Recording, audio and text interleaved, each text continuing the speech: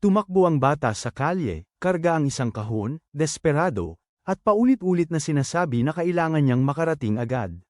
Nasa Tokyo tayo, sa loob ng isang bar na ang pangalan ay Ferrum. Sa isa sa mga silid sa likuran, may sumisigaw, tinatanong ang babae kung alam niya kung magkano ang ginagastos niya sa lugar na yun. Isang matabang lalaki ito na may dalawang babae sa mga braso, hinihingi na dalhan siya ng magandang steak. Siya si Dagura Mitsuro, presidente ng isang kumpanya ng tinta. Nagpapaumanhin ng isang empleyado sa harapan, sinasabi na ikinalulungkot niya ngunit wala na silang stock ng steak na hinihingi nito. Maliwanag na hindi maayos ang pag-iisip ni Dagura. May ugat na namumukol na sa noo niya at inutusan ng babae na habarin ang damit at lumuhad para humingi ng tawad. Ang mga babaeng kasama niya ay tumatawa, sinasabi na, kailangang sumunod, habang ang babae ay takot na takot, umiiyak. Nagsisigawan ang lahat sa silid, sinasabihan siyang tanggalin yun nang biglang may pumasok na lalaki. Si protagonist, dala ang isang bote ng alak na Armando Gold, ang gusto ng lalaki. Tumahimik ang silid sandali, at si Dagura ay nag-ismed na parang galit dahil nadala nga ito ng bata sa tamang oras. Habang papalapit ang ating bida, sinabi niya na sana'y hindi ito tumakbo at nayugyug ang bote. Yumuko lang ang ating kawawang bida at nagsabi na huwag mag-alala, kung may anumang hiling lang, sabihin na lang. Pero bago siya umalis, humiling siya. Sabi niya, makabubuting kung si Dagura, tumigil na sa panggugulo sa mga babaeng nagtatrabaho roon. Lalaki, binuhos lang nung lalaki sa kanya yung inumin. Tumahimik lang yung bata, walang imik, tapos yun si Dagura nag-utos na kunin si Go. Kaya umalis na yung bata natin, habang pumapasok naman si Go na nakangisi, sinasabi na ang mga tao pala rito ay hindi marunong magtrabaho o maglinis ng silid. Sa labas, tinawag ni Sayaka si Daichi, yun yung bata natin, at nagpasalamat naman ito. Sabi niya ayos lang, at alam niyang mas mahirap para kay Sayaka. Sumagot si Tobashi na kaya niya lang tiisin dahil nandun siya. Yung Dagura, namamahala sa isang dayuhang kumpanya na bumili ng malaking parte ng Tokyo Lake area. Saan ka man tumingin, may kasama nitong si pare, tapos biglang sinakop ng mga gang ang lungsod. Ang problema, hindi ito yung Tokyo Revengers, bro. Mga yakuza, kapitalista, at politiko ang mga gang dito. Pera at kapangyarihan ang namamahala, samantalang si Daichi Inomoto, isang simpleng estudyante lang sa high school na nag-e-enjoy sa buhay. Pagkatapos ng klase, sabi niya kailangan niyang tapusin ang mga notes niya ngayon. Pero ang kaibigan niyang si Kadokgo, yung kasama niya sa trabaho, sabi niya i-chat na lang nila, tapos na. Tingnan mo tong teki na to. Pati chat PT napasali sa kwento. Lagot na tayo. Biglang dumating ang isa pa nilang kaibigan, si Senomero. Sabi niya hindi pwedeng gawin yun, baka mahuli sila. Agad, sinampal niya ang mesa, sinasabing dapat silang mag-aral ng maayos, at pumayag naman sila. Maya-maya, habang palabas na sila, sabi ni Gu na magkikita sila mamaya. Kumaway siya kay Meru at umalis. Nahihiya ang ating bida sa tabi ni Seno at sinabing oras na rin para umuwi sila. Ngayon ko lang naisip, isa ito sa mga unang kwentong Hapon na ang setting ay kolehiyo, pare. Parang mahilig talaga ang mga Hapon sa mga setting na paaralan, di ba? Problema lang, dahil biglang may kumatok sa pinto, mga pulis. Pero habang magkahawak kamay ang bida at si Seno, sino ang sumimangot? Mukhang masama ang ugali ng lalaking yun, di ba? Sweet silang naglalakad sa syudad. Tinanong niya kung, para silang nagde-date. Medyo naguguluhan siya, tinanong niya kung bakit ganun ang kilos nito. Sabi ng lalaki, alam niyang hindi pa ito nakakatulog sa bahay ng iba at medyo mahiyain. May plano pala silang dalawa. Ang weird, may butas sa tenga ni Daiichi. Sabi niya, tigilan na ang kakakamot sa tenga. Biglang lumapit at sinabing Meniakis ito. Bigla na lang namula ang lalaki at tumakbo na ang babae, sinabing gagawin nila yun sa summer trip nito. Kumuha pa ng pilyang ngiti, sabi huwag kalimutan. Kawawa naman, magkamali ka, tapos na. Tapos ang lalaki, seryoso ba siya? Hindi kaya, tumakbo na rin, ng kaibigan niya, naiwan doon na tulala. Grabe, napahiya ko yung bata. Pero kasi, buong araw siyang kasama sa ospital ang may sakit niyang nanay, Ang bait naman talaga ng batang yun, parang superhero. Pasensya na, Daiichi, hindi ko sinasadyang pagtawanan ka ng ganoon. Kinukwento niya ang nangyari sa araw na yon, pero hindi sumasagot ang nanay niya. Lumipas ang oras at sinabi niyang aalis na siya at babalik na lang mamaya. Pero pag alis niya, may narinig siyang tunog. Bumalik siya at tinawag siya ng nanay niya. Ipinaliwanag niya na dumiretso siya galing paaralan, pero kailangan na niyang pumasok sa trabaho. Hawak ang kamay niya, sinabi ng nanay niya na napakasama ng loob niya dahil napakarami niyang problema, pero sinabi niya rito na huwag mag-alala. Nakakuha siya ng scholarship at ayos na ang lahat. Pagkalabas nito sa ospital, pupunta sila sa dalampasigan at magiging perpekto ang lahat. Pumikit lang ito at sinabing magiging masaya yon. Pero maya-maya, bumalik na siya sa trabaho at nagpapasalamat sa mga customer. Lumapit siya sa isa at tinanong kung hindi nga ba sumasagot si Sayaka. Siya yung katrabaho niya. Ang lalaking may bigete ay nagsabing hindi, mukhang hindi nga ito nagbabasa ng mga mensahe. Napakunot noo si Daiichi, nagtataka kung may nangyari. At saka, nasaan si Go? Sabi nung lalaking may bigete, nasa opisina siya ni Presidente Dagura, kausap ito. Basta hindi magagalit ang lalaking yun kay Go, ayos na ang lahat. Nang mga sandaling yon, lumitaw si Go, umakyat at tinawag si Daiichi, sinabing sakto ang kanyang pagdating. Sabi niya, gusto siyang makausap ni Dagura, kaya medyo nagtaka ang dalawa. Pumasok naman ang bida, nagpakilala bilang si Daiichi Enomoto, at nagtanong kung may tumawag sa kanya. Sabi ni Dagura na gusto niya itong ipakilala sa isang napakagaling na tao. Lumapit ang isang lalaking nakasot, nagsabing ikinagagalak niyang makilala ito, at nagbigay ng business card na may pangalang Shiroju Kisaki. Napansin ni Daiichi na mula ito sa isang law firm, at mula sa upuan ay sinabi ni Dagura na isa ito sa mga pinakamahuhusay na abogado na kilala niya. Isang taong hindi nakakausap ng karamihan.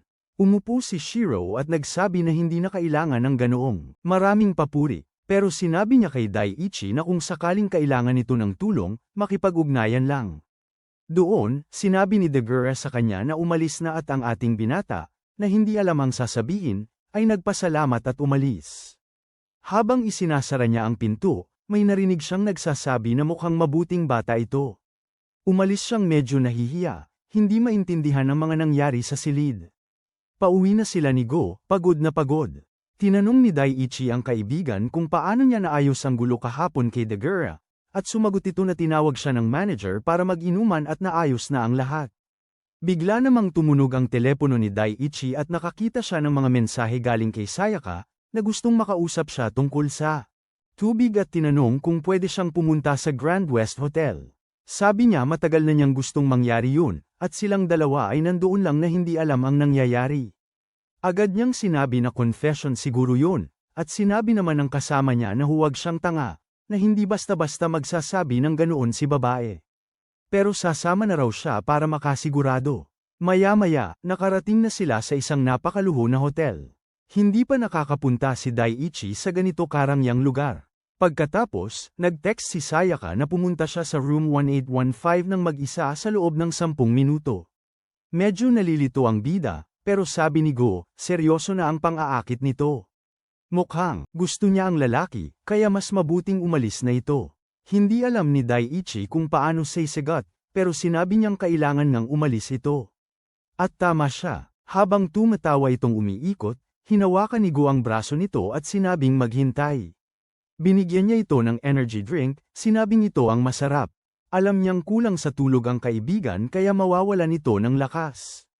Anong tsansa na walang pampaantok yan, pare? Wala talaga. Pero sa totoo lang kay Daiichi, hanggang ngayon, wala namang ginawang masama, di ba? Kaya parang tunay na kaibigan nga siya. At ang isang kaibigan ay nagsasabi na mas mabuting inumin na niya ito ngayon, kung hindi magiging epektibo sa tamang oras. Sabi ni Daiichi, makatwiran yun at uminom siya ng una. Pero halata namang nakakatakot ang tingin ni Go. Ibinigay ulit ito ni Daiichi kay Go at sinabing uminom na lang ito ng natira, at nagpasalamat naman si Go. Habang paalis na siya, sinabi ni Go na huwag mag-alala, at hindi siya magsasabi kina Sena o Ru. Pero umalis si Daiichi sabay sabing hindi naman ganoon. Wala siyang anumang relasyon sa babaeng yun na wala sa sarili. Habang nasa elevator pataas, lito siya, hindi maintindihan kung ano ba ang pinagsasabi ng lalaking iyon. Pero naalala niya na, parang seryoso nga yun. Ang hindi niya maintindihan ay kung bakit siya tinawag ni Sayaka sa isang mamahaling lugar na ganoon. Baka pag-amin, pero may kasintahan siyang si Saito Meru, kaya hindi ito masyadong kapanipaniwala. Pero bigla na lang, may nagbago sa bata at nahihilo siya. Nang bumukas ang pinto ng elevator sa ika-18 palapag, ang hallway ay tila baluktot, parang three-dimensional at kurbado. Patuloy niyang tinitignan ang mga pinto, hinahanap ang kwarto 185 nang bigla siyang manghina at mawalan ng malay. Nang mga sandaling yon, bumukas ang pinto at may sumilip sa kanya. Maya-maya pa, nagising si Daiichi sa kwarto. May mga gasgas ang kanyang mga braso, at hawak-hawak niya ang kanyang ulo dahil sa sakit. At sa tabi niya ay ang walang buhay na katawan ni Sayaka, nanlalaki ang mga mata. Halatang, nabigla si Daiichi, natisod at nagtataka kung bakit siya naroon. Gulong-gulo ang silid ni Jintar, pero syempre, wala siyang maalala. Pati siya'y nagtatanong sa sarili kung may nagawa ba siya o paano siya napunta roon. Bakit patay si Sayaka? Bakit siya walang damit? Ano ang nangyari? Bigla siyang nakaramdam ng sakit at nang tignan niya ang kamay niya, maraming sugat ito. Nang mga sandaling yon, may kumatok sa pinto ang pulis. Hindi pa rin maintindihan ng kawawang lalaki ang nangyayari at nakahinga siya ng maluwag dahil may dumating na tutulong. Pero syempre, pagbukas niya ng pinto, agad siyang napaupo sa lupa. Napabagsak siya at pinigilan, at sinimulang halughugin ng mga pulis ang silid. Nagtataka ang mga investigador kung huli na ba sila masyado, habang si Daiichi naman ay gustong malaman kung ano ang nangyayari. Sinabihan siya ng isang opisyal na tumigil sa pagkukunwari at sinubukan ng ating binata na ipaliwanag na wala siya sa pangyayari at hindi niya alam kung ano ang nangyari. Pero sinabihan lang siya ng opisyal na tumahimik. Sunod na eksena, malakas ang ulan. Sa kulungan, dumarating si Daiichi. At ganoon nga ang nangyari. Halata namang sinisisi ang ating binata at dinala siya palayo. Pinanunood siyang dalhin sa kulungan. Tingnan mo ang walang hiyang Keitegu na yon, nakangiti pa.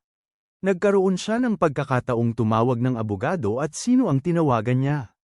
Ang kaisa-isang kakilala niya, si Jug Asaki, ang kaibigan ni Presidente Deguara mula sa kumpanyang yon. Nagpapasalamat siya dahil sa pagpunta niya, at sinabi ng lalaki na alam niyang nag-aalala si Daiichi pero huwag mag-alala.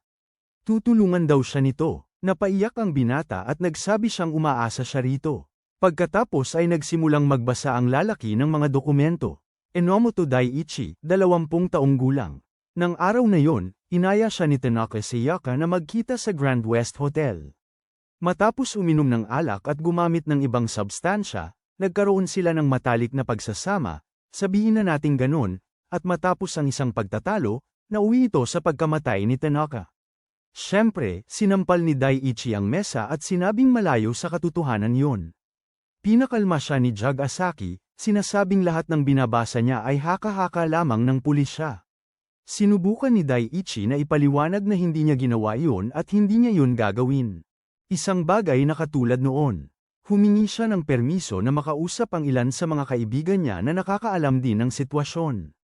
Sabi ni Jug Asaki na kausap na nila si Kagoko, hindi lang siya, pati sina Kanto at ang kasintahan nitong si Meru. Naalala na ngayon ng binata si Seto Meru at alam niyang tiyak na nag-aalala ito. At higit sa lahat, may ina siyang nasa ospital. Kung malalaman ng ina niya na sangkot siya sa ganitong pangyayari, masisira ang kalooban nito. Tinanong ni Jug Asaki kung uminom ba siya kagabi dahil may nakitang alkohol sa sistema niya. Sagot lang ni Daiichi na hindi niya maalala, normal lang daw siya hanggang makarating siya sa lugar na yon. Saka sinabi ni Jug Asaki na ang mga kasamahan niya sa trabaho raw ay nagsabi na mukhang hindi pala siya sanay uminom. Ganun pala, bukod pa doon, may nakitang bakas ng droga sa ihi niya.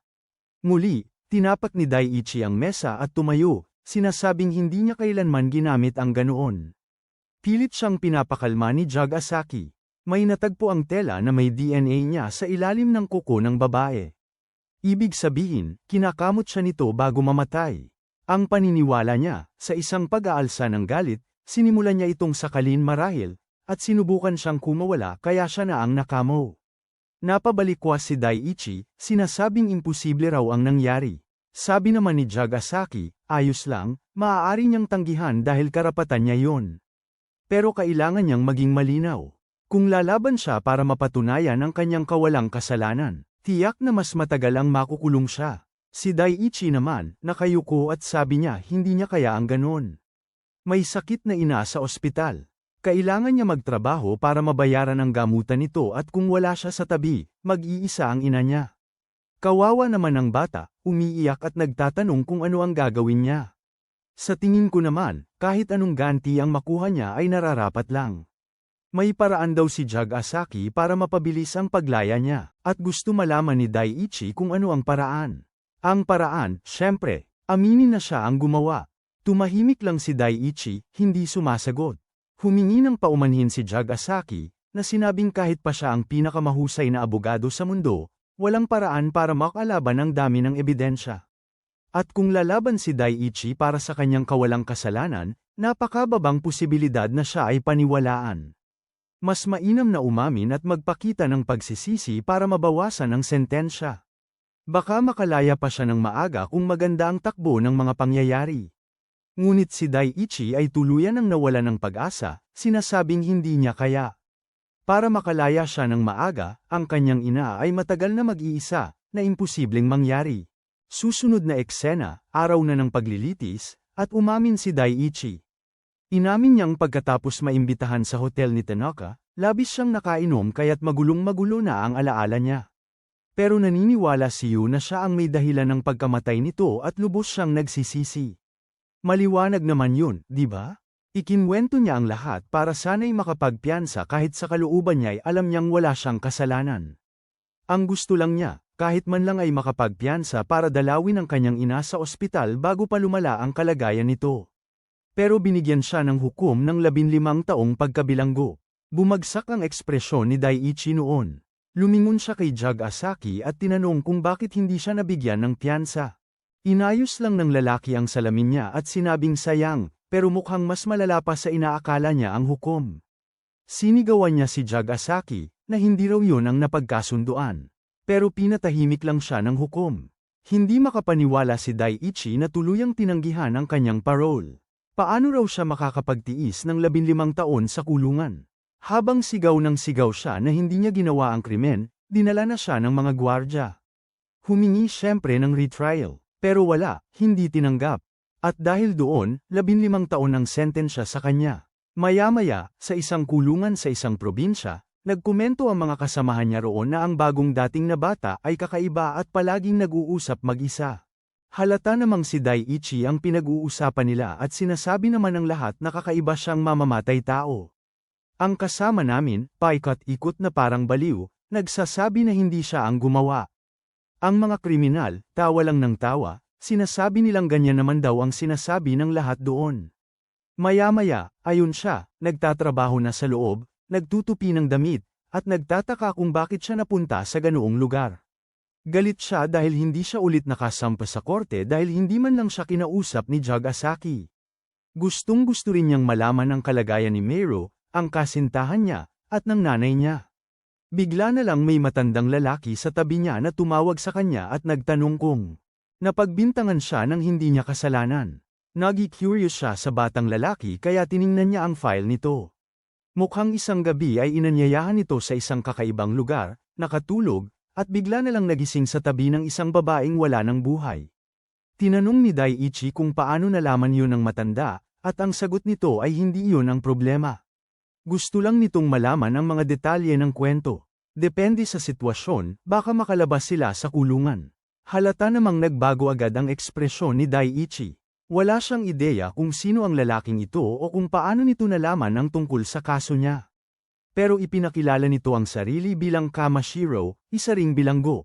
Isang taong nakakulong din dahil sa maling bintang. At isang karangalan na makakakilala ng tulad niya. Pero iniwas ni Daiichi ang mukha at hindi ito pinansin, iniisip na masyadong kainahinala ang lahat ng ito. At sinabihan niya ang lalaki na huwag na siyang kausapin pa. Kung hindi, guguluhin siya ng mga gwardya. Sumagot si Kamashiro na tiyak na magkakaroon sila ng maraming oras para mag-usap. Kaya naman kung kailan siya maging komportable, hanapin lang siya. Isa pa raw, dapat maging maingat siya sa taong humawak ng kaso niya, yung si Jug Asaki. Sa itsura ng bata, alam na ni Kamashiro. Oo nga, mukhang may binintangang naman pala ulit yung gagong yun. Maya-maya pa, kung saan natutulog ang mga bilanggo. At grabe, ang himbing ng tulog ng mga batang yun, ano? Tingnan mo nga, may malambot na sahig, may maliit pang ang computer screen doon. Ano kaya itong lalaking ito? Tara sa Asia, mang-hold up tapos makulong. Ang ganda raw kasi doon. Joke lang mga pare, huwag niyong gagawin ha. Para sa Diyos. Iniisip na ngayon ni Daiichi kung bakit binanggit nung lalaki si Jug Asaki. Dapat alam na niya ang nangyari, pare. Lanoko na siya nung lalaki. Pero habang nakatingin sa bintana, ang naiisip lang niya ay ang nanay at si Maruo.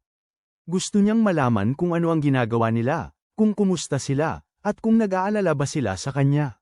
Sunod na eksena, pare, duguan na ang lahat.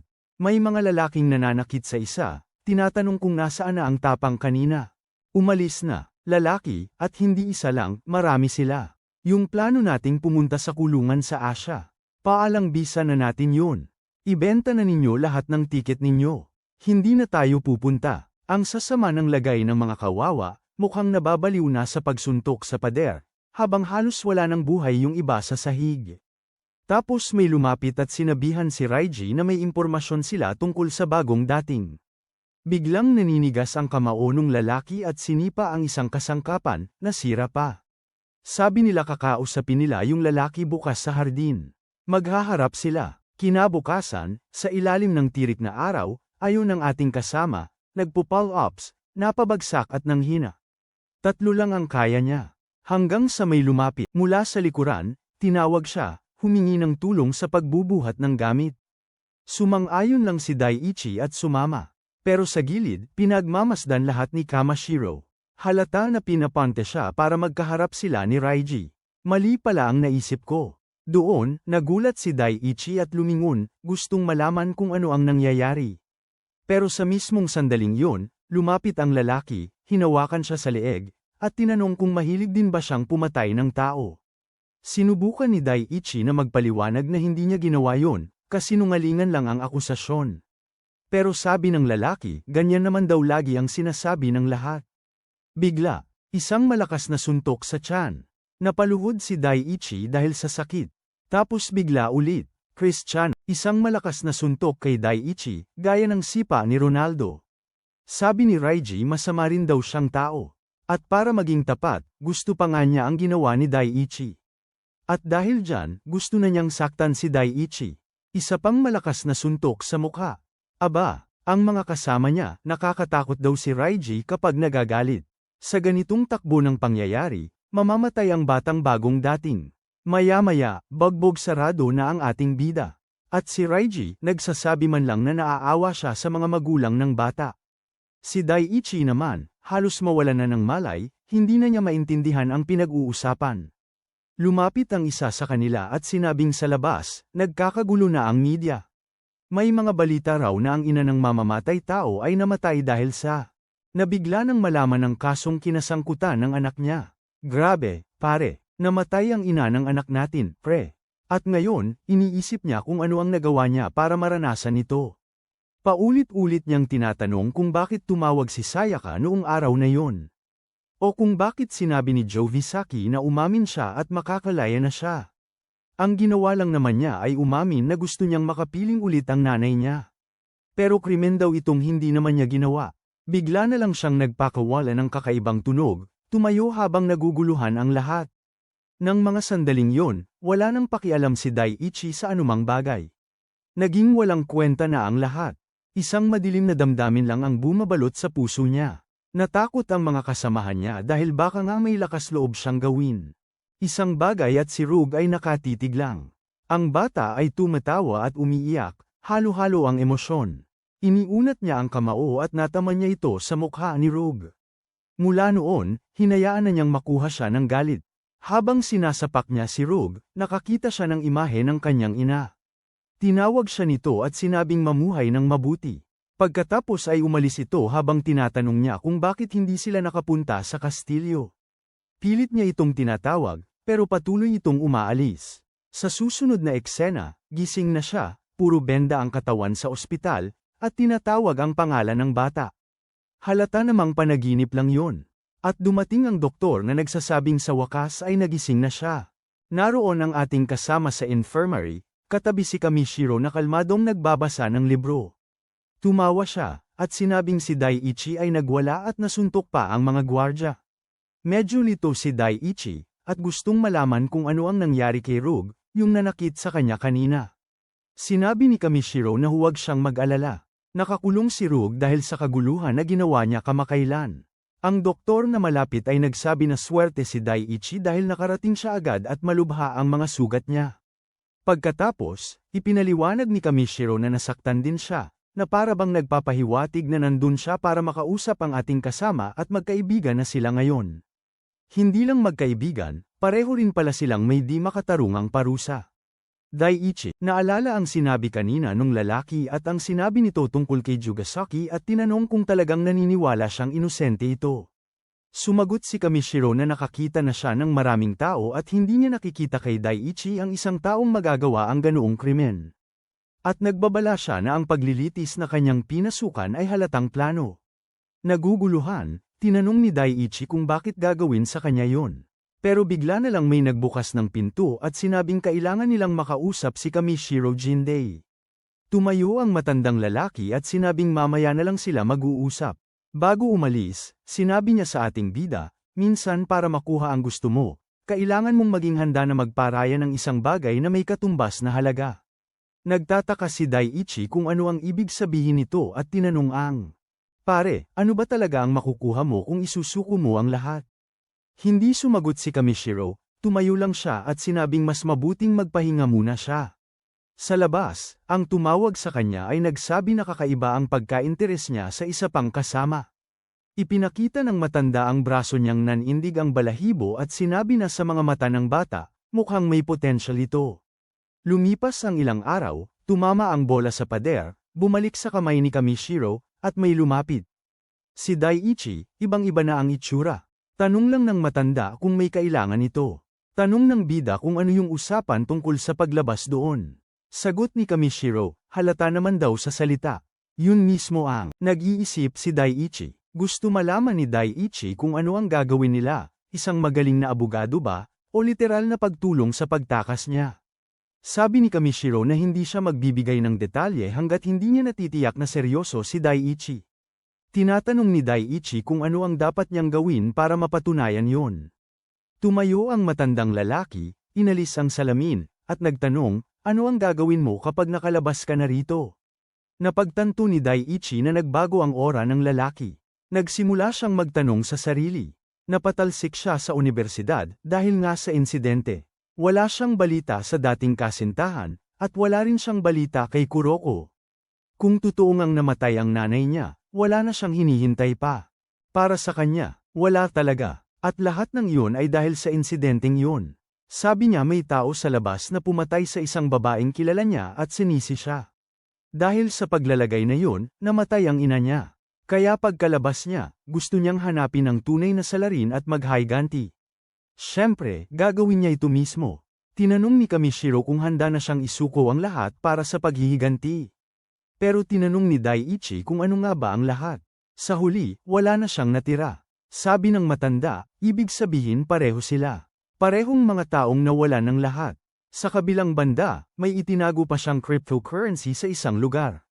Kung ang totoong determinado ang bata, ililigtas niya ito roon. At makukuha niya ang lahat ng iyon. 50 na bilyong piso sa cryptocurrency na nakalagak sa isang lugar sa labas, nakatago sa isang tiyak na kinaroroonan. Sandaling nanahimik si Daiichi at sinabing hindi siya maniniwala. Pero pinutol siya ng matanda at sinabing alam niyang walang maniniwala. Normal lang yon, at ayos lang. Pero kapag nagbago ang isip ng bata, lumapit lang at kausapin siya. Alamin din niya na may library ang kulungan na ito.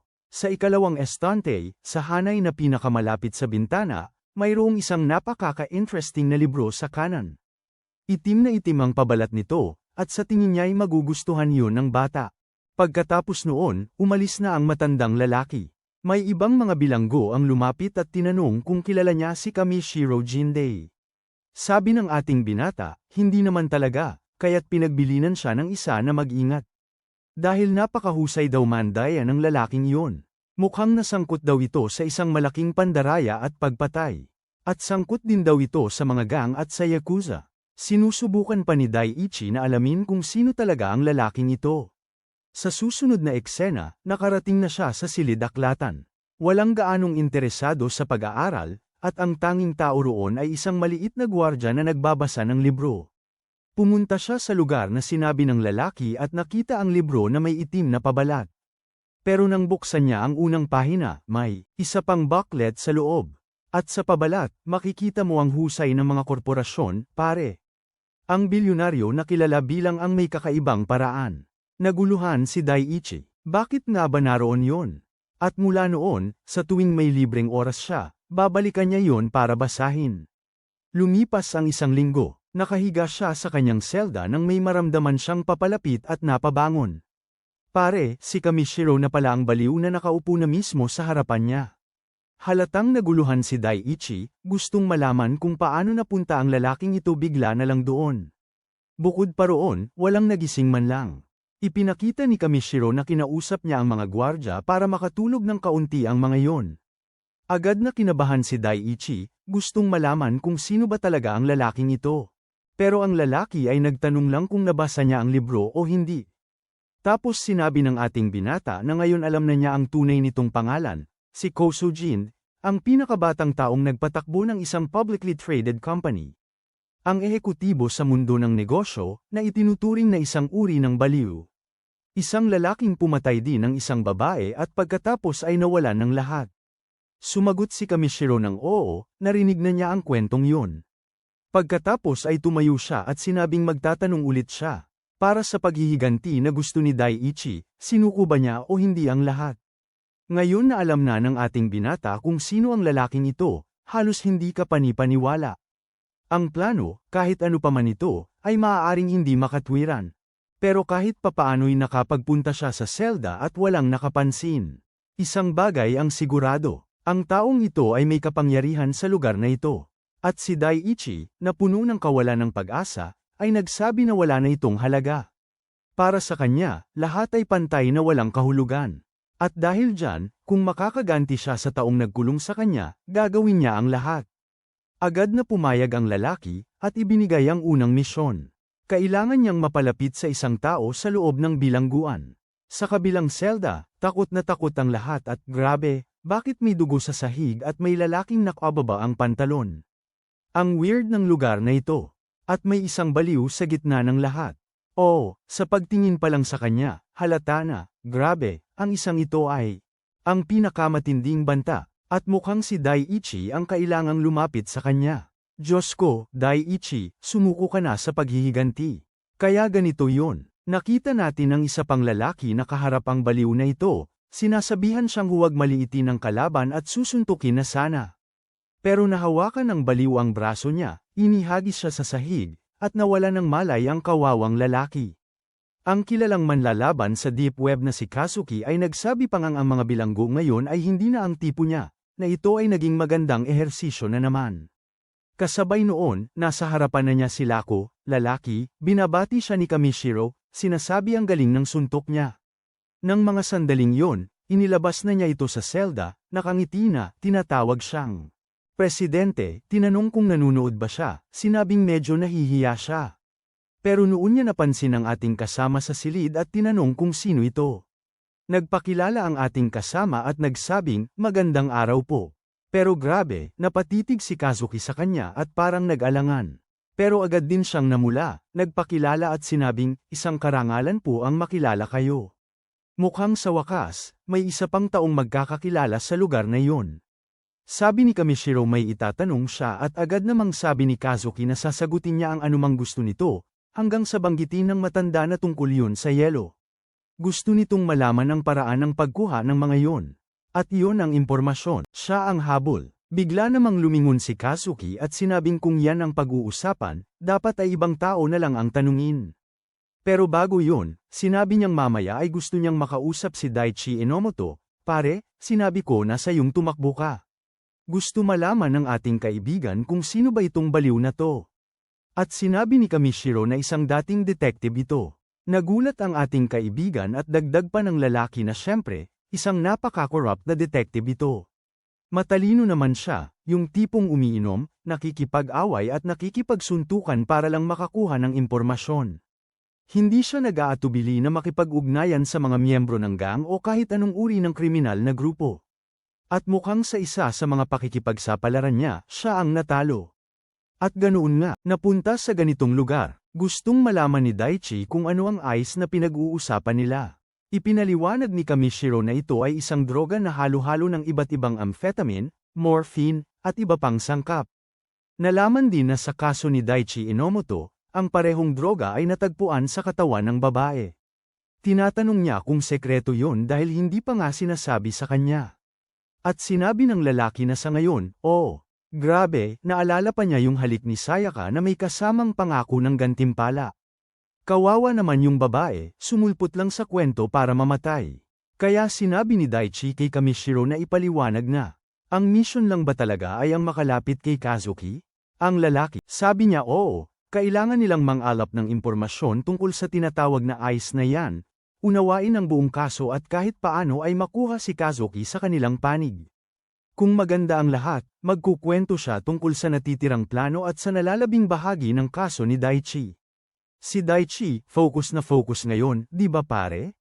Pero wala siyang ideya sa naghihintay sa kanya. Tingnan mo yung unggoy na yun. Sinasabi ko sa inyo, si Didi yun. Siya ang hari ng kulungan, mga pare. Mabuti pang tumakbo na kayo mga bata. Tahimik siyang nag-aahit nang umupo si Daichi sa tabi niya. At agad na sinabing may pabor siyang hihingi. Sinabi pa nga na kung makikinig si Kazuki, may gantimpala siya. Ano? Anong ginagawa mo dyan, Daichi? Hindi mo ba naiintindihan? Ipaliwanag mo to sa amin. Pati si Kazuki, na siya pa namang madalas na makulit, ay natatakot at nagsasabing ang mga bata ngayon ay napakadiretso. Pero bigla na lang, habang magtatanong na sana siya, may mga gwardya na dumating at sinabihang tumahimik silang dalawa. Kaya pumayag si Inomoto at sinabing mag-uusap na lang sila mamaya. Tumayo siya at kakaiba, nakakita si Kazuki ng isang bagay sa kanya na ikinatakot niya. Sinabi pa nga nito na dapat daw ay legal yon, maliban na lang kung may nangyayaring masama talaga. Nakatingin lang siya sa ating bida at sinasabing imposibleng may itinatago itong malaking baril dahil sa ang cute ng mukha nito. Diyos ko, ano ba tong binabasa ko? At sinabihan niya ang ating bida na itanong na lang ang gusto nitong itanong. Kakaiba, tinawag ni Daichi na pumikit siya. Si Kazuki naman, sa kakaibang ugali niya, ay pumikit habang iniisip kung ano ang mangyayari. Iniisip niya na baka mahalikan siya o ano. Hindi niya kayang pigilan ang sarili sa kagwapuhan nito. Baka nga dapat may mangyari sa kanila at mapag-isa sila. Magiging romantiko yun, sabi niya ng malakas na imbes na isang prinsesa, mas gusto niya ang isang babaeng parang reyna. Pero bigla na lang nasira ang pantasya niya nang sabihin ni Daichi na idilat na niya ang mga mata. Pagdilat niya, napagtanto niyang wala ng tao sa buong lugar. At doon niya napagtanto na gawa ito ng hayop na si Kamashiro. Suhol hindi lang sa mga bilanggo, pero pati ang mga gwardya. Yun ang kaya lang gawin ng isang taong tulad niya. Sinabi lang ni Daichi na kailangan niya ang impormasyon na hawak ni Kazuki, lahat ng may kinalaman sa ice drug. Ipinaliwanag niya na hindi ito dahil sa pag-usisa, kundi dahil ang insidenteng kanyang nasangkot ay may kaugnayan dito at posibleng may namatay dahil sa gamot na ito. Nasa harapan na niya ngayon, humihingi ng tulong para malaman kung sino ang nagbebenta. Pero syempre, tumawa lang si Kazuki at tinanong kung ano ang mangyayari kung tumanggi siya. Pero grabe, naglabas si Daichi ng kutsilyo, dinaikit sa leeg niya, at sinabing pwedeng mamatay ito dahil sa pagkawala ng dugo. Pero wala man lang pakialam si Kazuki at tinanong kung saan natutunan ng prinsipe na magsalita ng ganyan. Iyon, sabi ng anak namin ayaw niyang matapos ang lahat ng ganito. Pero bigla na lang hinawakan siya ng lalaki sa braso papunta sa kabilang direksyon. Bago pa man siya makasagot, sinakal siya ng lalaki at inihampas ang mukha niya sa sahig. Natatakot na ako sa gagawin ng baliw na ito. Sabi niya, hindi dapat magbiro si Daichi ng ganyan sa isang taong may malinis na puso. Pero tapos, napansin ni Kazuki ang dalawang nunal sa likod ng tenga ni Daichi at sinabing kawili-wili yun. Pero bago pa man siya matapos magsalita, biglang umikot si Daichi at sinuntok ang lalaki sa isang mahina nitong parte. Napapaungol ang lalaki, umikot at susuntukin sana si Daichi sa mukha. Pero kahit na ganun, naiwasan ito ni Daichi. Nanginginig, sabi nung kakaibang si Kazuki na ito. Hindi naman talaga gusto ni Daichi ang pananakit. Pero grabe, seryoso si Daichi at muling inilabas ang kanyang labaha, babala na gagawin niya ang lahat para makaganti. Tumawa ang lalaki at sinabing sa mga mata pa lang ni Daichi, halata nang napakaalaga sa kanya noong bata. At syempre, lalo lang itong nagpagalit kay Daichi, na sinabing mas gusto niya ang mga babaeng kagaya noon. Sa labas, tinatanong nila Kamashiro kung hanggang kailan pa ito magtatagal. Kung mahuli sila sa ganitong gawain, mawawalan sila ng trabaho. Sabi ni Kamashiro, nangako siya ng 5 minuto sa bata, at kahit matanggal pa sa trabaho ang lalaki, may kaya naman siyang kumita. Sa loob ng banyo, nagpapatuloy ang dalawa, handa na sa laban. At si Daichi ay naroon na naman, nangungulit, ibigay na lang daw niya ang impormasyon. Pero syempre, sabi ni Kazuki, ang impormasyon ay hindi libre at gusto niyang malaman kung ano ang kapalit. Sabi lang ni Daichi na ang plano niya ay makalabas sa sitwasyong ito at makaganti sa taong nagkasala sa kanya. Pagkatapos noon, gagawin na niya ang gusto niya. Sabi ni Kazuki na narinig niya ang mga usapan ng mga bata at nakulong ito ng 15 taon dahil sa pagpatay. Pero ngayon daw ay nasa panig na niya ang presidente. Para daw itong biro, gaya ng pangakong magbabayad ng utang pagkatapos manalo sa loto. Kay Ken at sa bata, wala silang laban. Doon na sinugatan ni Daichi ang sarili niyang braso at sinabing ito ay isang panatang duguan. Nang sandali, nakita ni Kazuki ang lungkot sa likod ng lahat ng galit. Muli siyang napaiyak, lumuhad, at sinabing kung seryoso nga si Daichi, sige. Manunumpa siyang tutulong din siya. Ngunit bigla niyang dinilaan ang dugo, sabi niya ay naalala na niya ang mga gin nito.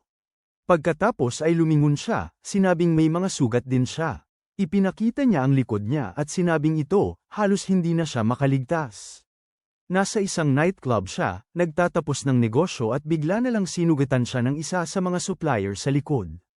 Ang supplier na yun, tama, ang parehong taong hinahanap ni Daichi.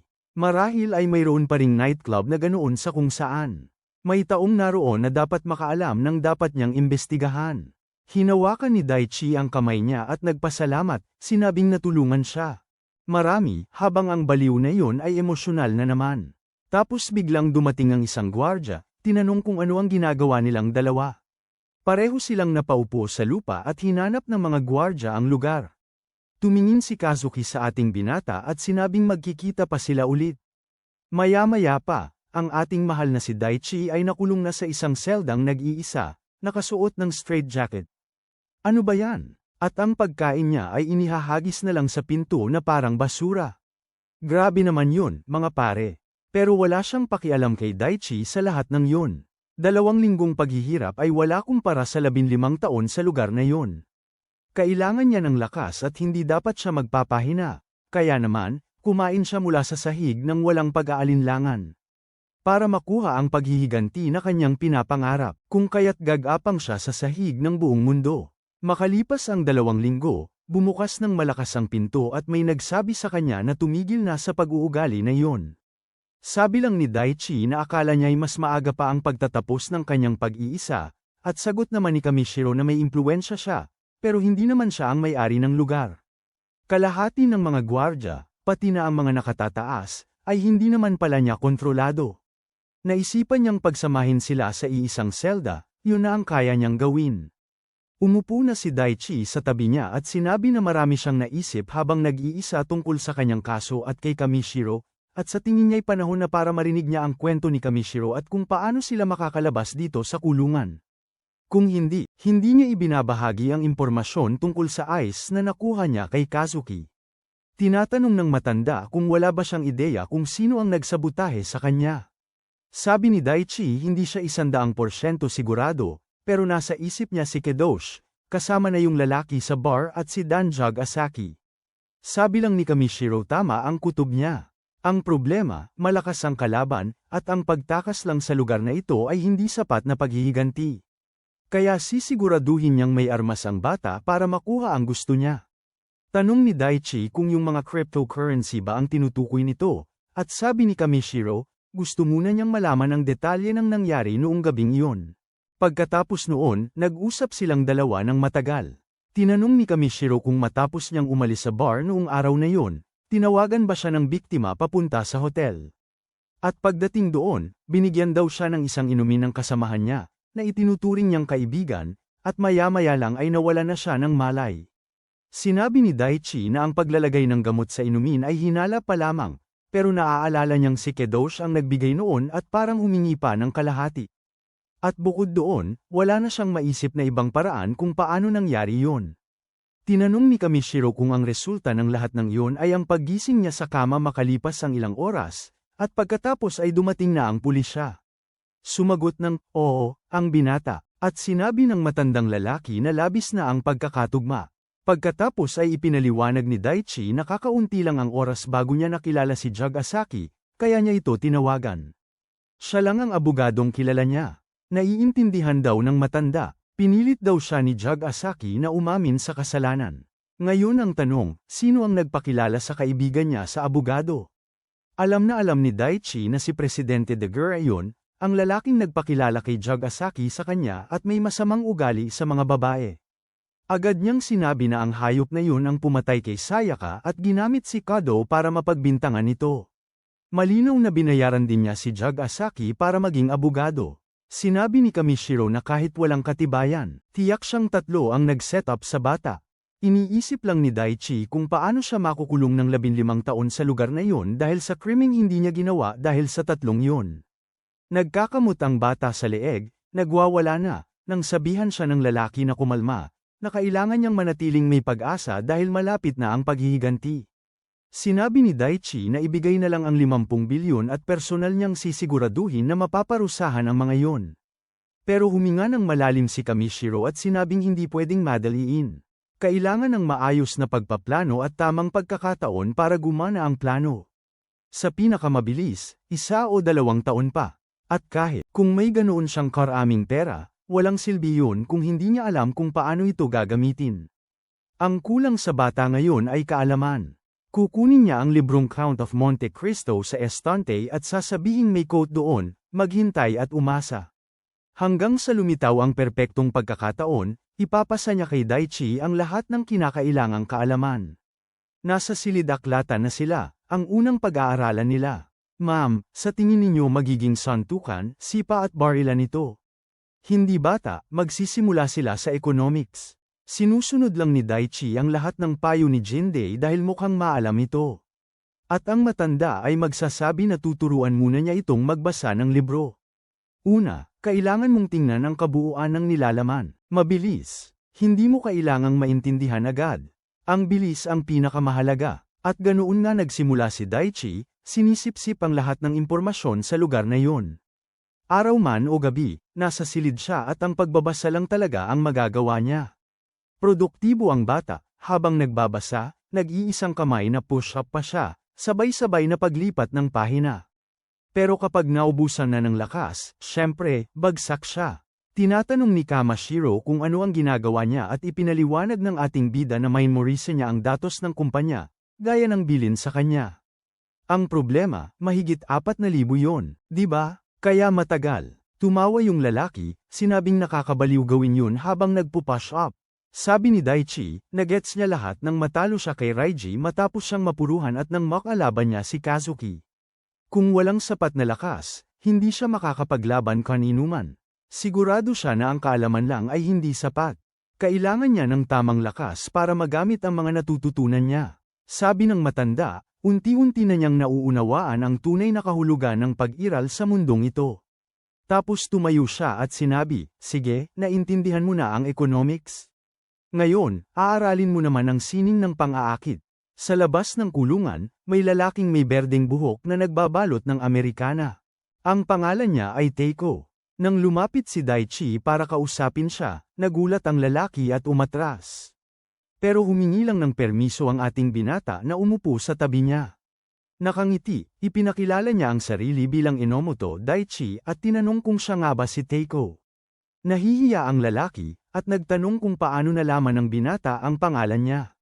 Sinabi ng binata na nadinig lang niya ito mula sa isang gwardya. Medyo nahihiya pa rin siya, sinabi niyang alam niyang kakaiba ang pangalan niya at inaasar siya ng mga tao dahil dito. Bukod doon, hindi siya mahilig makipag-usap. Pero sinabi ni Daichi na ang cool nga pala ng pangalan niya. At gusto rin niyang makilala ng mabuti ang binata. Nakakagulat, ang cute at mahiyain na bata ay nagsabi na siya ay naaresto dahil sa pagmamanipula ng stock market. Palengke. At ngayon ay matagal siyang doon. Ang problema ay hindi siya marunong makisalamuha sa mga tao. Sinabihan siya ni Daichi na mag-relax. Saka, mukha naman silang magkasing edad, kaya pwede silang maging magkaibigan. Kaya nag-usap sila ng nag-usap. At syempre, tama ba mga kaibigan, bahagi ito ng pagsasanay ni Daichi sa pang-uudyok. At pinuri siya ni Kamashiro, sinabing magaling ang ginawa niya sa unang pagkakataon. Inulit ng ating bida ang isa sa mga tuntunin. Makinig ng 70%, magsalita lang ng 30%. Tumingin sa mata kapag may tinatanong. Laging pumuri, ginawa niya lahat ng iyon. At dahil doon naging magkaibigan sila ni Teiko. Sabi ni Kamashiro, parang simple lang, pero sa karamihan, hindi ganoon kadali. Ang bata ay may tamang personalidad. Halos hindi napapansin ng ating bata. Baka nadadala na siya sa panlilinlang. At nagkomento ang ating bata na mukhang matalino si Teiko at talagang nakakaintindi sa stock market. Sabi ni Kamashiro, kung ganoon, dapat ay anyayahan nila ang bata na mag-aral ng paksang yun kasama nila. Tanong ni Daichi kung bakit. Ganoon ba talaga siya kagaling hanggang sa kailangan nilang matuto mula sa kanya? Sabi ng matanda, oo. Kilala siya sa industriya, pero hindi lang yun ang dahilan. Kailangan maunawaan ni Daichi na ang gusto niyang makamit ay imposibleng magawa ng mag-isa. Kakailanganin niya ng mga kakampi. At, sa kabilang banda, kakailanganin niya ng kapangyarihan at karisma para mapanatili ang mga taong yun sa paligid niya. Pero isang bagay ang aminado ang matanda, ang bata ay may talento. Doon nagpasalamat si Daichi pero gusto niyang malaman. Bakit siya ginagawa ng mabuti ng matanda? Sinabi ng matanda na hulaan niya. At sinabi ng bata na baka kailangan niya ng mga taong tutulong sa kanya para makalabas sa sitwasyong ito. Baka nasa katulad na sitwasyon din siya kay Daichi at gusto na ring makawala. Sinabi ng matanda na magandang hula yon. Pero pinutol siya ni Daichi at sinabi na sa kabilang banda, wala siyang pakialam kung ginagamit siya. Ipagbibili niya ang kaluluwa niya kung para lang makatulong sa paghihiganti. Sinabi ni Kamashiro na huwag masyadong mag-alala. Lahat ay ituturo. Nakatapos siya ng pag-aaral. At dahil doon, umalis siya sa mesa, naiwang medyo nalilito si Daichi. Lumipas ang mga araw at lalong nadagdagan ang natutunan ng mga bida kay Kamashiro. Sa araw, naroon silang tatlo sa silid-aklatan. Si Teiko ay nagsasalita tungkol sa camel charts, batas sa pamumuhunan, kung paano maintindihan ang merkado at lahat ng iyon. Mukhang interesado ang ating binata, gustong matuto tungkol sa mga kakumpetensya. Nakikilahok din si Kamashiro, sinasabing may maganda siyang pananaw sa mga tamang kumpanya. Sa gabi, sa tingin mo ba humihinto sila? Hindi. Natutulog siya sa tabi ng matanda na ngayon ay nagsasalita tungkol sa politika at ilang mga pattern. Pati si Daichi, nag-eehersisyo, pare, nandun yung matandang lalaki nakadapa, ngayon nagtuturo ng English. Binato niya yung libro na may 3,000 na salita, sabi hindi daw ito ang pinakamagandang lugar para matuto, pero yun lang ang meron sila. At syempre, araw-araw hindi nawawala ang physical training ni Daichi. At ngayon, pare, 19 na pull-ups na siya, ha? 3 lang kaya noon yung kaya ng bata. At ganon, lumipas ang panahon. Nagdilaw ang mga puno tapos umulan ng nyebe. Ganon ko naiintindihan ang mga season. At ngayon, medyo makalipas ang ilang panahon, 47 one-handed pull-ups na ang ating maliit na tauhan. Ano ba yan, pare? Parang lumulutang na siya habang nagbabasa. Aabot din siya ng 50, pare. Nandun si Teiko sa tabi niya, sinasabi na ang lakas na talaga ni Daichi. Ang bata ay mukhang lalaki ng Max Steel. At tinanong ni Daichi kung talagang iniisip ng kaibigan niya yon. Lahat ay nag-aerobic. At nang kaunti pang sandali, tinanong niya ang matanda kung anong nangyayari sa pagkakaroon ng babae. Ipinaliwanag ni Kamashiro na kung mayroon siyang babae sa tabi, magiging mas madali ang mga bagay.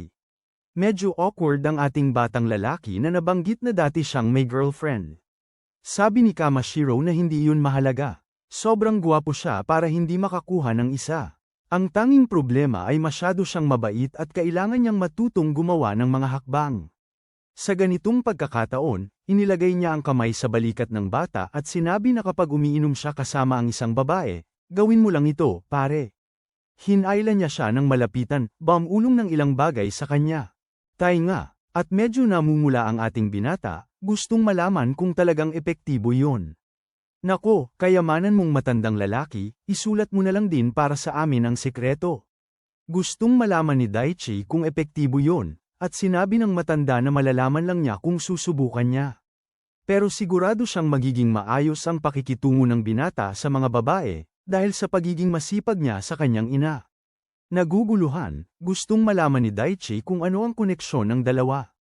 Gumawa ng kakaibang pag-aakala ang matanda. Tinatanong kung bumalik siya sa nakaraan at nakipag-date sa kanyang ina.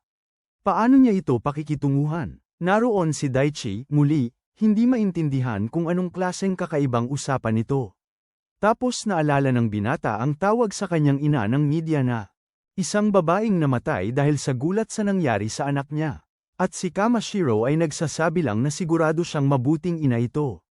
Ang pagkatao ni Daichi ngayon ay bunga ng pagpapalaki sa kanya. Medyo nahihiya, sinabi ni Daichi na hindi siya sigurado doon. Pagkatapos ay nagkomento si Kamashiro na naniniwala siyang may buhay pagkatapos ng kamatayan. At dahil doon, kapag nakalabas na si Daichi sa lugar na ito, dapat siyang pumunta sa puntod nito. Sigurado siyang naghihintay pa rin ito na makita siya. Si Daichi ay emosyonal na, umiiyak, pero hindi ko alam kung bakit. Pakiramdam ko pa rin na niloloko lang tayo ng matandang yun sa ating anak. Kaya parang, hindi ko alam kung dapat ko bang ituring na sweet o kainahinala yon. At least, maaari nating laging hanggan ang ating anak na nagsasanay kasama ng 6 na tabla ang tiyan at 300 kilong muscle, tama ba? Tapos bigla, si Kamashiro ulit, pumuri sa kanya. Tinuro niya ang isang lalaki sa malapit at tinanong kung nakikita ba niya ang gwapong lalaking payat doon. Sumagot si Daichi ng oo. At sinabi ni Kamashiro na yun ang dating TV host na si Haruki. Pagdating ng tamang panahon, dapat lumapit na ang ating bida sa kanya at maingat na magmasid. Magiging napakahalagang kakampi siya para makalabas sa lugar na yun. Biglang dumating ang isang gwardya at sinabing may bisita si Bilanggo 1034. Naguguluhan si Daichi. Sino kaya ang bibisita sa kanya pagkatapos ng lahat ng ito? Akala ko kaibigan, isang kontrabida, ganoon. Pero hindi. Pare, isang lalaki pala si Yamashita na nagtatrabaho sa Departamento ng Investigasyon Kriminal ng Pulis. Nagmano si Daichi, umupo, at tinanong kung ano ang maitutulong niya sa dalawa. Bago pa man makasagot ang lalaki, excited na tinanong niya kung muling bubuksan ang investigasyon sa kanyang kaso. Napahiya, sinabihan siya ng matabang lalaki na kumalma. Hindi nga raw nila ito ang pinag-usapan. Gusto nilang makausap ang isang Kamashiro Jin. Bago magsimula ang usapan, humingi siya ng pahintulot na manigarilyo at pinayagan naman siya ng aming bida. Habang sinisindihan ang sigarilyo, tinanong ng matabang lalaki kung malapit siya kay Kamashiro Jin. Sabi ni Daichi, magkasama sila sa silid, kaya nag-uusap sila paminsan-minsan. Ipinaliwanag ni Yamashita na ang lalaking iyon ay hindi lang nahuli dahil sa pagpatay, kundi dahil din sa isang malaking krimen sa pananalapi. Napakataas ng pinsalang idinulot niya. At tila may narinig sila tungkol sa perang itinago niya sa kung saan. Alam na alam ni Daichi ang tinutukoy niya, ang mga cryptocurrency na binanggit ng lalaki. At sinabi ni Yamashita na ang gusto lang nila ay malaman ng binata kung saan ito nakatago. Tinanong ni Daichi kung gusto nilang maging especially iya siya, at sinabi ng lalaki na hindi naman especially iya. Magiging isang taong nakikipagtulungan lang siya sa kanila. Malaking tulong ito sa kagawaran ng hustisya, at bibigyan nila siya ng angkop na gantimpala. Binibigyan pa nga sila ng sabihin na baka posible ang maagang paglaya. Nung mga oras na yon, pare, may 10 taon pa bago makalaya si Daichi. Ibig sabihin, 5 taon na ang nakalipas, pare. At ang pinakamasama, pagkatapos ng lahat ng ito, ang hayop na si Kamashiro Jin ay misteryoso pa rin. Hinawakan ni Yamashita ang balikat ni Daichi at sinabing nakikita niyang mabuting tao ang bata. Na hindi siya dapat nasa ganyang lugar. Pare, ngumiti siya na parang halimaw sa Attack on Titan, sinabing kailangan maging matalino si Daichi. Pero tinanong lang ni Daichi kung naniniwala ba ang detective sa kabilang buhay. Tumawa yung tao, at sinabi ng ating bida na si Kamashiro ang nagsabi niyan. Bigla siyang tumayo, at sinasabi niyang isang taong makatwiran tulad ni Kamashiro ay hindi magsasabi ng ganoon para lang manghikayat ng isang tao. At kaya naman hindi niya iiwan ang lalaking yun. Kinagat ni Yamashita ang labi niya at sabi, sige na nga, pero pagsisisihan mo ito. Kumaway lang si Daichi bilang palm, at pagkatapos noon, ay dinala na siya. Hindi ko nga masisisi ang ating binata, pare. Nangako siya sa sarili niyang hindi na siya muling magtitiwala sa mga awtoridad. Sa totoo lang, mas mabuti ng maloko ng matandang lalaki kaysa sa napakatabang lalaking iyon na wala namang nagawa para sa kanya. Pagkatapos ay lumipat ang eksena sa isang taong nagbubuhos ng isang baso ng alak. Si Dagura yun, na nagsasabing napakaganda ng alak na ito na gawa noong 1995. Kasama niya sa isang silid si Jug Asaki, na nagtatanong kung naalala ni Daichi Enomoto. Sabi niya, oo, naalala niya yun. Yung isang yun, ang tanga na dating maayos ang buhay, pero ngayon ay nakakulong na. Sabi ng abogado, narinig daw niya na naging malapit ang bata kay Kamashiro Jin sa kulungan. Agad namang nagulat si Dagura, tinanong kung si Jin nga ba. Kinumpirma ni Jug Asaki at sinabing mas maganda kung mawala na lang si Daichi Enomoto. Bahala na, sabi ni Dagura, basta nakakulong naman ang bata. Ano pa ang gagawin nila? Sumang-ayon si Jug Asaki, pero nagbabala rin.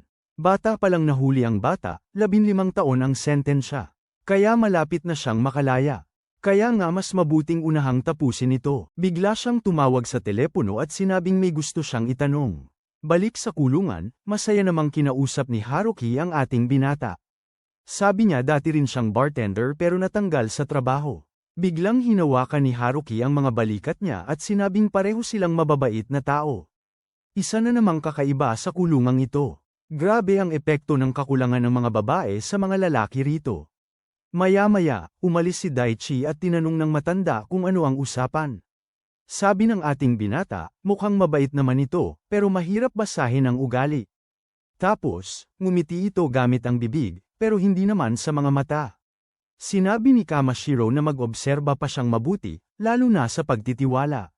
Ang kutob niya, saka binago niya ang usapan at tinanong kung natatandaan niya si Rujabanba, yung lalaking halos mapatay ang ating binata at nakakulong ng matagal. At ang problema, nakalaya na siya. At sa itsura niya, halatang hindi siya masaya sa mga panahong yun. Sinabi ng matanda sa ating binata na si Rujabanba ay may nakababatang kapatid na babae na labis niyang pinapahalagahan. Mukhang ilang taon na ang nakakaraan, ay may malalang pangyayari itong naranasan at mula noon ay nasa ospital na.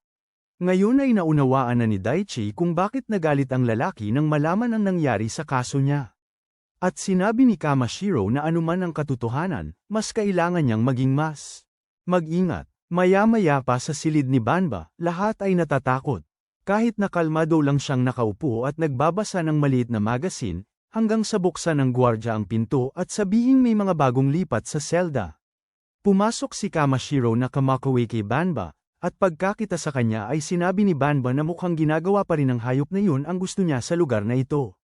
Sabi naman ng matanda, wala na yun. Hari lang siya ng kulungan, ibig sabihin limitado pa rin ang kanyang kalayaan. Sinabihan ni Banba na sabihin na niya ang gusto niyang sabihin. At sinabi ng matanda na may maliit siyang hihinging pabor. Gusto raw niyang magkwento tungkol sa isang tao na matagal na niyang nasasakupan. Samantala, sa labas, kinakausap ni Haruki ang ating binata, tinatapik ito sa likod at nagsasabi ng mga bagay na nakakabahala, na ang 10 taon ay mabilis na lilipas.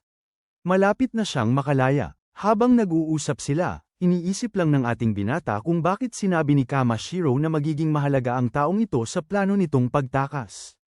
Bigla na lang, sabi ni Haruki na hindi na siya makapaghintay na makalabas at gawin ang mismong krimeng ibinintang sa ating binata.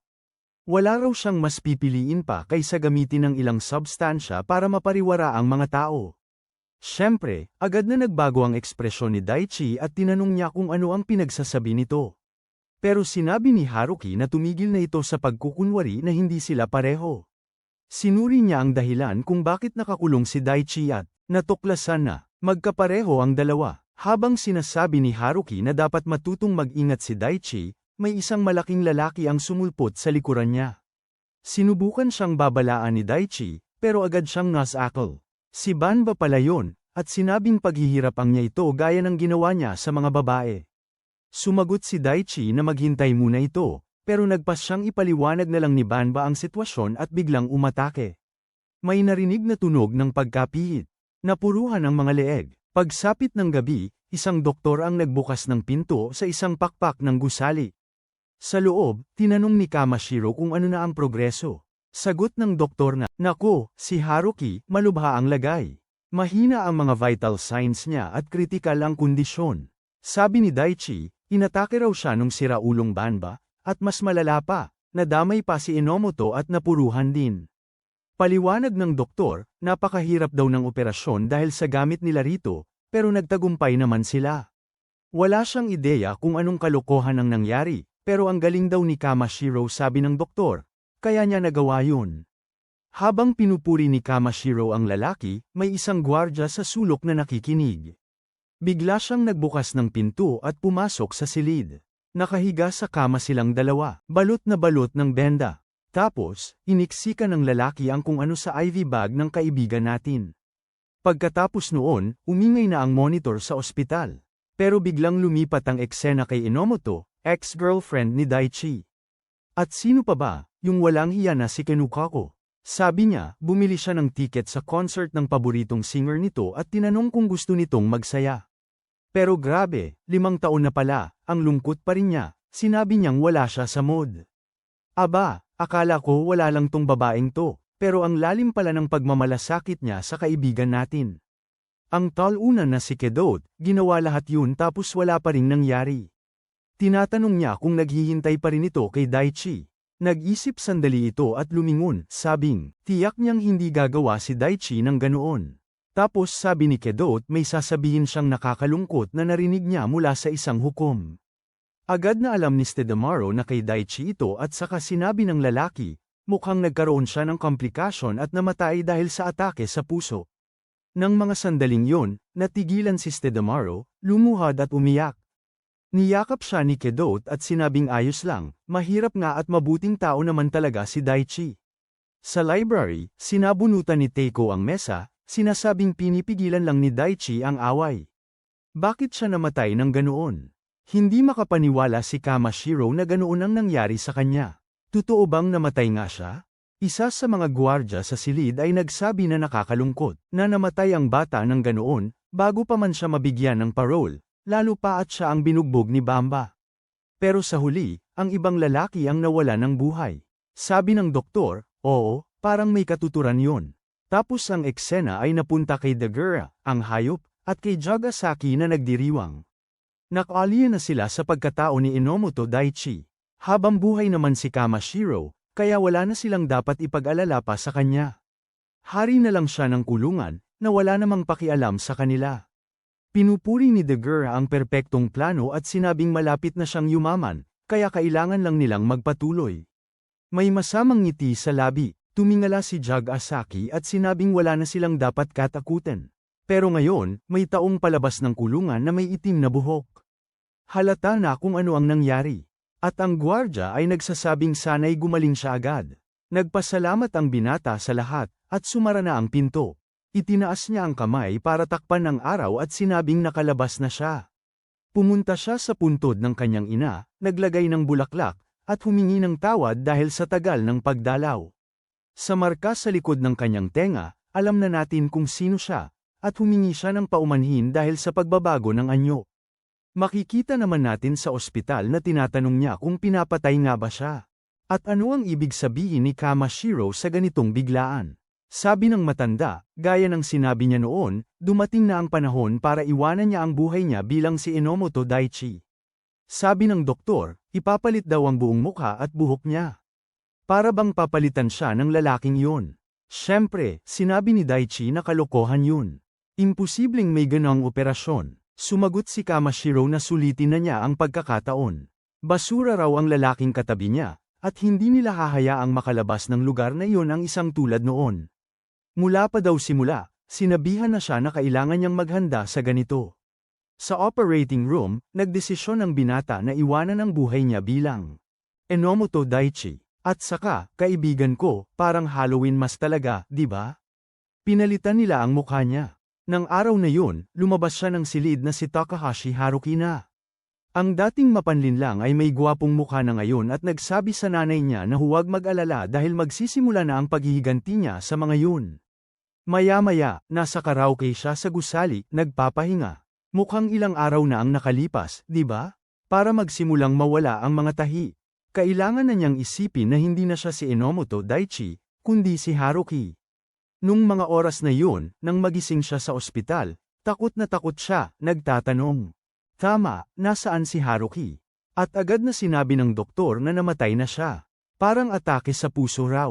Pero kakaiba, dahil ang operasyon ay 100% matagumpay. Stable naman ang kondisyon niya, at nakagamot pa. Sabi na ni Kamashiro na halatang pinatay siya. Tanong ni Daichi kung bakit papatayin ang tao sa loob mismo ng kulungan, dahil maliwanag kay Kamashiro na hindi naman siya ang dapat mamatay. At oo nga pala, si Enomoto ang namatay ngayon. Doon na naintindihan ng ating binata na namatay ang lalaki dahil napalitan na pala niya ang mukha nito. Dahil sa isang kadahilanan, medyo nagalit siya sa sarili, dahil sa paraang hindi direkta, siya ang dahilan ng pagkamatay ng lalaki. Pero isinasaalang-alang, ang lalaking namatay, grabe, mas higit pa sa ganun ang nararapat sa kanya. Mapayapang siyang pumanaw, natutulog pa nga habang may karayom. Hay, ang ng buhay niya. Mabuti na lang at nabugbog siya bago yun. Ipinaliwanag ng doktor na hindi niya inaasahan ang ganong pangyayari, at sinagot naman ni Kamashiro na karma yun sa mga ginawa niya noong nasa labas pa siya ng kulungan. Panigurado, magsasaya siya sa impyerno. At least nagpapasalamat yung lalaki, dahil nag-iisip pa sila kung paano mapapanatag si Kamashiro kapag nagising na siya at iba na ang mukha. Hay naku, ang hirap nun. Mabubugbog ka, tapos paggising mo, iba na ang mukha mo. Parang ice sky, pero hindi, alam mo na. Nasiraan ka lang talaga, napunta pa sa mukha ng isang taong nasiraan din. Ang bida, ngunit, iniisip kung ano ang mangyayari mula ngayon. Na sinasabi ng lalaki na halata naman, di ba? Ngayon ay palalayain na siya kapalit ng lalaking yun at magsisimula na ang kanyang paghihiganti. Sa wakas, dumating na ang panahon para ipatupad ang plano na kanyang inihanda sa nakalipas na 2 taon. Maya-maya, pumunta siya sa silid ni Haruki, kinuha ang telepono, lahat ng gamit nito. Grabe, ang dami palang black card ng lalaki, pera, telepono, lahat na. Habang tinitingnan ang refleksyon sa telepono, naalala niya ang sinabi ni Haruki na ang pagka-adik sa droga ng mga babae at kung ano-ano pa ay maganda. At nahiga si Rathaki na iniisip na wala na itong halaga. Magtutungo rin naman siya sa impyerno kapag namatay siya. Sa ngayon, ang hayop na yun ay, hintayin mo siya roon. Pero dito sa mundo, ngayon siya naman ang gagamit ng mukha na ito, pare. Magkita na lang mamaya sa isang malaking hotel sa Tokyo.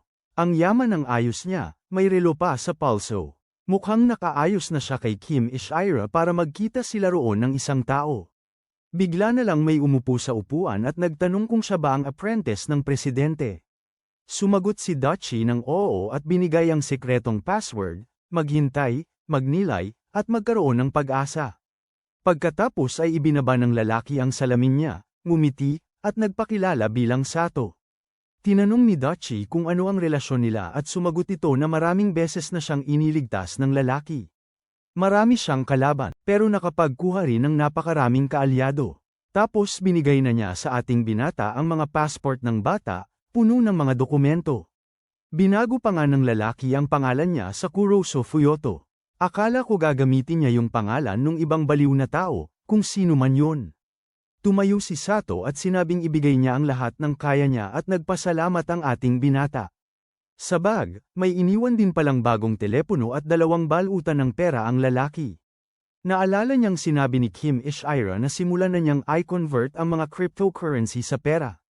Maliwanag, gusto pa ring malaman ni Dachi kung bakit ginagawa ni Kim Ishira ang lahat ng ito para sa kanya, kung bakit siya binibigyan ng pera at suporta at ano ang inaasahan niya rito. Sumagot si Kim Ishira na, ang gusto niya ay lampas na sa paghihiganti ng bata. At sa perang nakita, si Dachi ay walang ibang magagawa kundi magpasalamat sa kanya sa lahat. Grabe, no? Hindi ko akalain ang matanda. Baka may twist pa, ewan, pero talagang tinulungan niya ang bata natin. Dumating siya sa airport, Maayos ang pag-alis gamit ang bagong dokumento. Aalis na kami. Hindi ko alam kung saan. Alam ko na pala, nasa eroplano na siya at iniisip na ang 3 target ng paghihiganti niya. Siyempre, una niyang kailangang alamin kung nasaan sila, ang mga kakayahan nila, at ang mga koneksyon nila. Gagawin niya ang lahat para lubos na maunawaan ang pagkamatay ni Shaka at kung bakit siya ang sinisi. At siyempre, sisiguraduhin niya, mas malala pa ang kawalang pag-asa nilang nararanasan kaysa sa naranasan niya. Ang totoo, sobrang makapangyarihan at maimpluwensya ang lalaking yun dito sa lungsod. Sa ngayon, kailangan niya ng pera at tulong. Kaya nga siya pupunta sa ibang bansa para kunin ang perang ipinagkatiwala ni Kim Ishire sa kanya. 50 bilyon sa cryptocurrency. Grabe, 3 taon na ang nakalipas, at nandito na tayo sa Tokyo. Umaagos ang pera mula sa iba't ibang panig ng mundo sa lungsod na ito, nakatutulong sa pagunlad, pero higit na sa mga bar at casino. Siyempre, dahil dyan, ang nightlife ng Tokyo ay grabe, di ba? Pero kasabay noon, lumilikha yun ng kakaibang pagkakaiba-iba sa lipunan. At ngayon, nasa eroplano, pinakita ng flight attendant sa kanila ang lahat ng matataba para batiin ang ating kaibigan. Sabi nilang malapit na sila. Nagpasalamat lang siya. Tingnan mo yung lalaking yon, pare, may hako na, ang tanda na ng itsura, pare. Habang nakatingin sa mga bintana, sabi niya hindi siya makapaniwala na bumalik siya sa lugar na ito pagkatapos ng matagal na panahon sa lugar na tinatawag na Marunouchi. Ang mga matatanda ay nakangiti lahat, sabi nilang himala na makakilala ng isang tulad niya. Mukhang kilala pala ang ating binata. Hindi ko alam ang mga pinaggagawa niya, pero kilala siya rito. Medyo mahiyain siya, sabi niya masaya rin siyang makilala sila. Halata namang iba na ang pangalan niya ngayon. Nakakapagtaka dahil hindi naniniwala ang mga matatanda na bata pa siya. Nakakatawa yun kasi sa tingin ko, ang tanda na niya. Para bang doon na siya isinilang. At ang mga matatanda, sabi nila dahil sa kasino, dami-dami ang mayayamang tao sa Japan. Hindi titigil sa pagtaas ang stock market. Yung lalaking nagpapakita ng tablet sa bida, mukhang ayaw niya talaga roon. Pero parang pinilit siya ng mga American investors kaya pumayag siyang makipagkita. At syempre, plano na ng 2 lalaki na makuha siya para magdeposito ng kahit 200 milyon, pero binuksan niya ang isang sorpresa. Akala ng mga yun, 200 milyon ang iaalok niya. Sabi niya agad, 2 bilyon ang idideposito niya. Tumayo ang 2 lalaki at nagpasalamat, hindi raw nila inaasahan ang ganoong kalaking halaga. May nagsabi sa kanila na kumalma, at ngayon medyo nalilito na ako.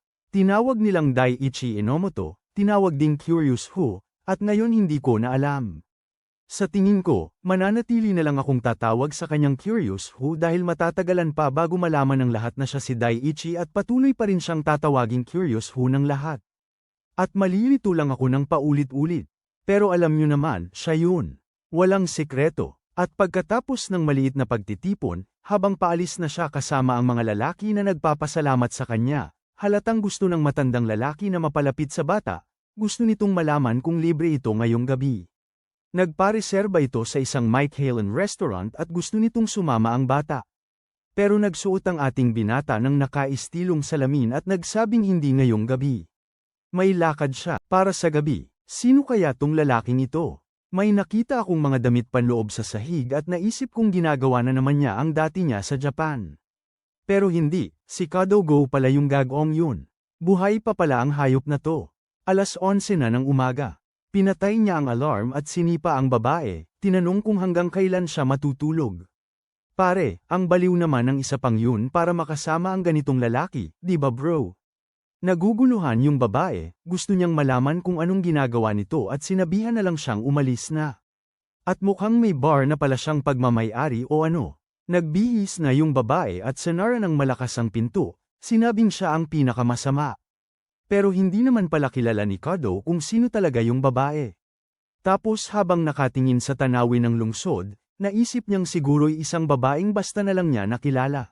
Babae niyang nakasama kagabi. Ang lalaking nakasombrero, buhay na buhay pa rin. Tingnan mo nga tong lalaki na to. Nakipagkita siya rito nang hindi man lang alam kung sino ito, tapos sumakay na sa BMW at umalis. Nakatira na sa mansyon, nagmamaneho ng mamahaling sasakyan, at ngayon ang sabi niya kikita pa siya ng malaki. Tapos nasa isang lugar siyang tinatawag na Emperor's Lobby. At parang siya na ang may-ari ng lugar na yun. Lahat nagdiriwang, sinasabing dumating na ang boss. At may isang lalaki, medyo nahihiya, ang nagsabi na may VIP guest sila ngayon. Biglang nagulat si Kado. Grabe, ang dami palang napakamahal na alak at champagne ang nirequest nung darating. Hindi maitago ng anggas ang ngiti niya. Amoy na amoy niya ang pera. Sino kaya, magiging hari ba sa VIP room, mga pare? Nakapalibot sa kanya ang mga pinakamasasamang elemento. Isang lalaking blonde ang pumasok na medyo nahihiya, humihingi ng paumanhin dahil sa pag-istorbo sa kanyang pribadong oras. Kagote ang pangalan niya, siya ang may-ari ng lugar at lumapit para batiin ang binata. Tumayo ang ating bida at grabe, biglang ang dating ng bata ay parang nasa JoJo's Bizarre Adventure. Anong klaseng pangayon, pare? Nagpakilala siyang kuriso at sinabing ikinagagalak niyang makilala ito sa unang pagkakataon. Mahilig pala sa paligoy-ligoy itong unggoy na ito, ano? Pero bago yan, babalik muna tayo sa nakaraan. Bakit pa babalik sa nakaraan, pare? Pero sige na nga, di ba? Ano pang magagawa ko? Bumalik kami. May isang lalaking pumasok sa silid. Pare, nakaluhod at nagtatanong kung anong tipo ng babae ang gusto niya. Sumagot ito na may partikular siyang hinahanap at sinabi ng lalaki na naiintindihan niya kaya dadalhin niya ang mga pinakamaganda. Napatingin-tingin si Kuriso, iniisip kung bahay na ba ito ng lalaki. Maya-maya, nag-sorry ang lalaki at pumasok na ang unang babae. Grabe to, mga pare. Ang ganda-ganda. Pumasok siya na parang prinsesa at nagpakilala bilang Mizuki. Mukhang confident siya at bumalik ulit yung lalaking nakaluhod. Nagtatanong kung ano ang gusto nitong inumin. Binuklat ng curious na lalaki ang menu, Sonara, tapos sinabing lahat na lang. Sunod na eksena, nag-pop ang champagne at ayun siya kasama na ang mga magagandang babae. Lahat ng mga babae, unang beses daw nilang natitikman ang isang napakamahal na inumin. Samantala, ang lalaking nagseserbisyo sa kanila, sabi niya, basta na lang nag-aksaya ng 1,000,000 yen yung lalaki. Wala namang kwenta. Gusto na ring malaman ni Mizuki, di ba, kung bakit ang yaman-yaman at ang galing-galing niya sa murang edad. Kinurot siya ng isa sa kanila sa braso, sinabing kasing bata lang daw siya ng may-ari ng lugar na yun. Tinanong lang ng bida kung maganda ba ang lugar at sinabing okay naman daw. Iba sila sa ibang grupo sa lugar na yun, wala man lang silang target na benta. Bukod pa doon, pwede silang pumili ng kahit anong damit na gusto nilang isuot. Habang nagkukwentuhan sila ng kung ano-ano, tumingin siya sa relos niya at alam na niya. Nagyayabang siya ng pera at mamaya-maya'y darating din siya. At nang maisip niya yon, tingnan mo nga naman kung sino ang sumulpot sa pintuan. Nang mga sandaling yon, nilinggan niya ang mga babae habang pinipilit na maging kalmado. Walang emosyong dapat ipakita. Doon na dumating si Kedot sa tabi niya at humingi ng paumanhin sa pag-istorbo. Ipinakilala niya ang sarili bilang Don at binanggit ang maliit niyang pangalan. Tumayo si Daichi at nagsabing isang karangalan na makilala siya at ipinakilala ang sarili bilang Kuriso. Maya-maya pa, ang babaeng nakapulang damit ay pakiusap na tumigil na si Kedot sa pagkukwento noon. Nakatayo siya roon at kinukwento ang araw na nasuka ang babae habang silang lahat ay tumatawa. Ang bida naman ay natutuwa na lang dahil napagtanto na hindi napansin ng lalaki ang anumang bagay. Nagpaalam si Kedot na may pupuntahan siya. Nagpaalam ang mga lalaki at nagsabing magkikita ulit sila. Pagkatapos noon, magbabayad siya para sa lahat ng pinagdaanan ng alaga namin. Halata namang nagbago ang ekspresyon niya pagkatapos isipin yun, at mukhang napansin ni Mizuki, ang babaeng bida, ang kakaiba. Kinaumagahan, may isang babae at lalaki, hindi ko kilala, pero nasa harap sila ng maraming screen, nagkomento sa kakaibang pagbabago ng presyo at sinasabing may nagmamanipula sa merkado. Ngayon ko lang na-realize kung sino. Yung bata na nakilala niya dati, yung magaling sa stock market, di ba? Kaya pala nakatuon siya sa mga stock. At ang palayaw niya raw sa labas ay octopus. Natatawa ang ating bida dahil ganoon pa rin ang suot niya sa ulo mula nang makalabas sila. Sa flashback, nakita natin na paglabas pa lang niya mula sa kulungan, naroon na agad ang ating bida para sunduin siya. Medyo naguluhan siya, gusto niyang malaman kung siya nga ba si Daichi, na sumagot lang na kailangan siyang tulungan ni Teiko sa isang paghihiganti. Kailangan ng galing niya para sa gagawin. Sabi ng kaibigan, noon ay lito at takot siya. Pero nang mga sandaling yun, inilapag ni Daichi ang isang baraha sa mesa at sinabing kailangan nilang dumiretso sa punto. May isang kumpanya siyang kailangang imbestigahan. Halata naman, nasa card na pala yun, di ba pare? Kadogo, gusto niyang imbestigahan ang mga lalaking yun at ang Emperor na club na pinapatakbo nila. Tanong ni Teiko, kailan? At sabi niya, mga 1 linggo na ang lumipas. Agad-agad, inabot ng bata, kinuha lahat ng takoyaki. Ano man ang tawag doon, sinubo niya at sabi, 3 araw ay sapat na. Nagpasalamat sa kanya ang ating bida at tinanong ni Teiko kung bakit niya gustong malaman ang tungkol sa kumpanyang hindi naman nakalista sa stock exchange. Sagot ng bida na sa tingin niya ay may nagawang iba't ibang krimen ang kumpanyang yun at panahon na para mailantad ang mga ito. Sinabi ng ating bida sa sarili na itong bulok na kastilyong itinayo ni Guy sa pamamagitan ng pagsira sa buhay ng mga tao. Masisira. Sunod na eksena, may magkasintahan na palabas ng motel at sinabi ng babae na ang ganda ng lugar. Bigla na lang, may lalaking sumulpot na kumukuha ng litrato at tinanong niya kung sino yung taong yun. Ipinakilala ng kakaiba ang sarili bilang si Oda Kazuki, isang pribadong detective. Teka, titingnan ko lang tong listahan ko. Naku, siya nga, yung dating nakulong, di ba pare? Mukhang kasama na rin natin siya ngayon. At least sabi ng iba, magaling daw siyang detective. Sunod na eksena, yung baliw na sa isang cafe kasama silang dalawa, sinasabi na nakakatawa daw na may boyfriend siyang high school pa at nahihimatay pa rin. Iiyak daw ang asawa niya kung malaman niya yun. Grabe, mukhang mas malala pa pala ang sitwasyon kaysa sa inaakala ko. Tinanong ng babae kung pribadong detective siya at nagmakaawang huwag sabihin sa asawa na may kapalit na napakalaking bayad. Aba, grabe yun. Pati ang detective, nahirapan din sa kanya, pero syempre ayaw ni Kazuki noon, at pinigilan lang niya ang babae sa pang-iinsulto. Nanginginig na pareho sa takot yung dalawa, at sinabihan niya ang babae na umuwi na dahil kakausapin niya ng maayos ang asawa.